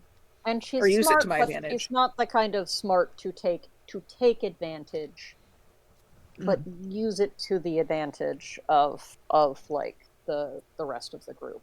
yeah, Mhm. So yeah, to get into some of the other stuff that draw the veil back a little bit and get into some of the other stuff that happened. One of the things that happened to you, part of what happened to you, John, was you got hit for entry. You also got hit for noise. So while glitter is it's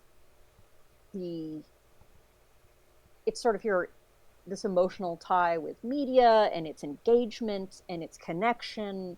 It's all this stuff. Noise is dissociation and like overwhelm and like the the bad end of Mhm. attention and of media. It's not like participating in media, it's dulling. It's yeah. So you got hit with some of that. Just part of why you felt like such shit. Um oh my god, you guys, this was great. I hope I didn't cut things off too early. It just seemed like a No, you're perfect good. It's a ending spot. That was yeah, nice open ended, and I love that. awesome. Yeah. Well, Uh if y'all really quick, if you don't mind, with us closing out the show, Holomatixx currently on yeah. Kickstarter. Mhm. Hmm. And so definitely everyone go out there, check that out. Is there a good link on your either on Nerdy City or on Facebook for people to find it? Yes. You can find it in, so we are Nerdy City on a whole bunch of platforms on Instagram, Facebook, Threads, Blue Sky.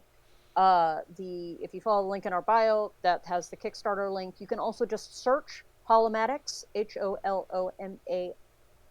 Holomatixx, a new wave order. Hmm. Um, on the platform itself, and we've got like links on all of that, so you can find us there. If you just search Nerdy City, you should be able to find us, or Holomatixx for that matter. Awesome, awesome. I look forward to it. All right, and Yeah. then going around the table really quick, we all gave introductions, but people would like to let everyone know who you are and if they're, what projects you're tied to or anything you want to toss out really quick. Yes, Corey, please. Corey, do you want to start off? All right, yeah. I am Kori. You can find me both doing a few things here and there for work and rest, but you can also find me at Midnight Alley on Monday. Play a D&D 5e live play. So, got to shout out those guys too. Sweet. Awesome. Ren. I'm Ren Matley. You can find me pretty much all over the internet under Ren Matley. I also play Dungeons and Dragons and other games with Will of the Dice. We play every Ooh. Saturday and Sunday, and pretty soon we're going to have a round of Mothership running as well. Come check us Ooh, out. mothership. Nice. Nice. That sounds Cool. like fun. And Matt. Yeah. Well, thanks, Megan. This was great. Thanks everybody else playing. I'm Matt Mhm. Orr. I'm most of the gaming stuff that I do around the internet is with Wet Ink Games. So the biggest place for Wet Ink Games stuff is, I mean, I don't know, all of the socials, right? We got the YouTube, we got the Discord, we got a website. You can buy our games. And at the time of recording, Origins is in a couple weeks, so come see us there at booth 309. Should have all of our stuff in stock for you to purchase there. Awesome. And actually, in a little bit, I will have an interview coming out Oh with yes, Matt. that's right. Yeah, Thank you. Mhm. Yeah, it should be that next Thursday. So yeah. like Talking 5 days like from more of now the when we're recording, but June 13th. Yeah, I think that's right. Uh, Megan came on my show and I interviewed her, so it was great. yeah. Awesome. Awesome. And Megan, anything else you want to toss out? Besides, I mean, obviously you got the Kickstarter going. Yeah, we got the Kickstarter going, and obviously I'm here tonight, and you can find some on me on Brick and Rast's YouTube later, which will be awesome. Yeah. Um, And you I'm have gonna another be actual on. play coming up, right? So I've got two. Well, I've got the interview with Matt coming out the 13th. I'm on the Vintage RPG podcast talking to the Nice. guys on Unwinnable. That comes out Monday, I think. And then there is another actual play that's run by a friend of mine, Round, for Dinner and a Game, and that's happening on the 27th. And I will be at Origins running 3 games of Holomatixx. I should probably check if they're full or not. I have no idea. But if you can get in, I will be there. Awesome. All right, everyone. Well, you know where we're going to be. And of course, my name's John. I'm with Rook and Rasp. And you can, if you found us here, you know where you can find us elsewhere. So uh, we'll have this out on our YouTube in about a day or two. Thank you, everyone, for Awesome. coming out. And, hey, seriously, let's play. Hey, come in.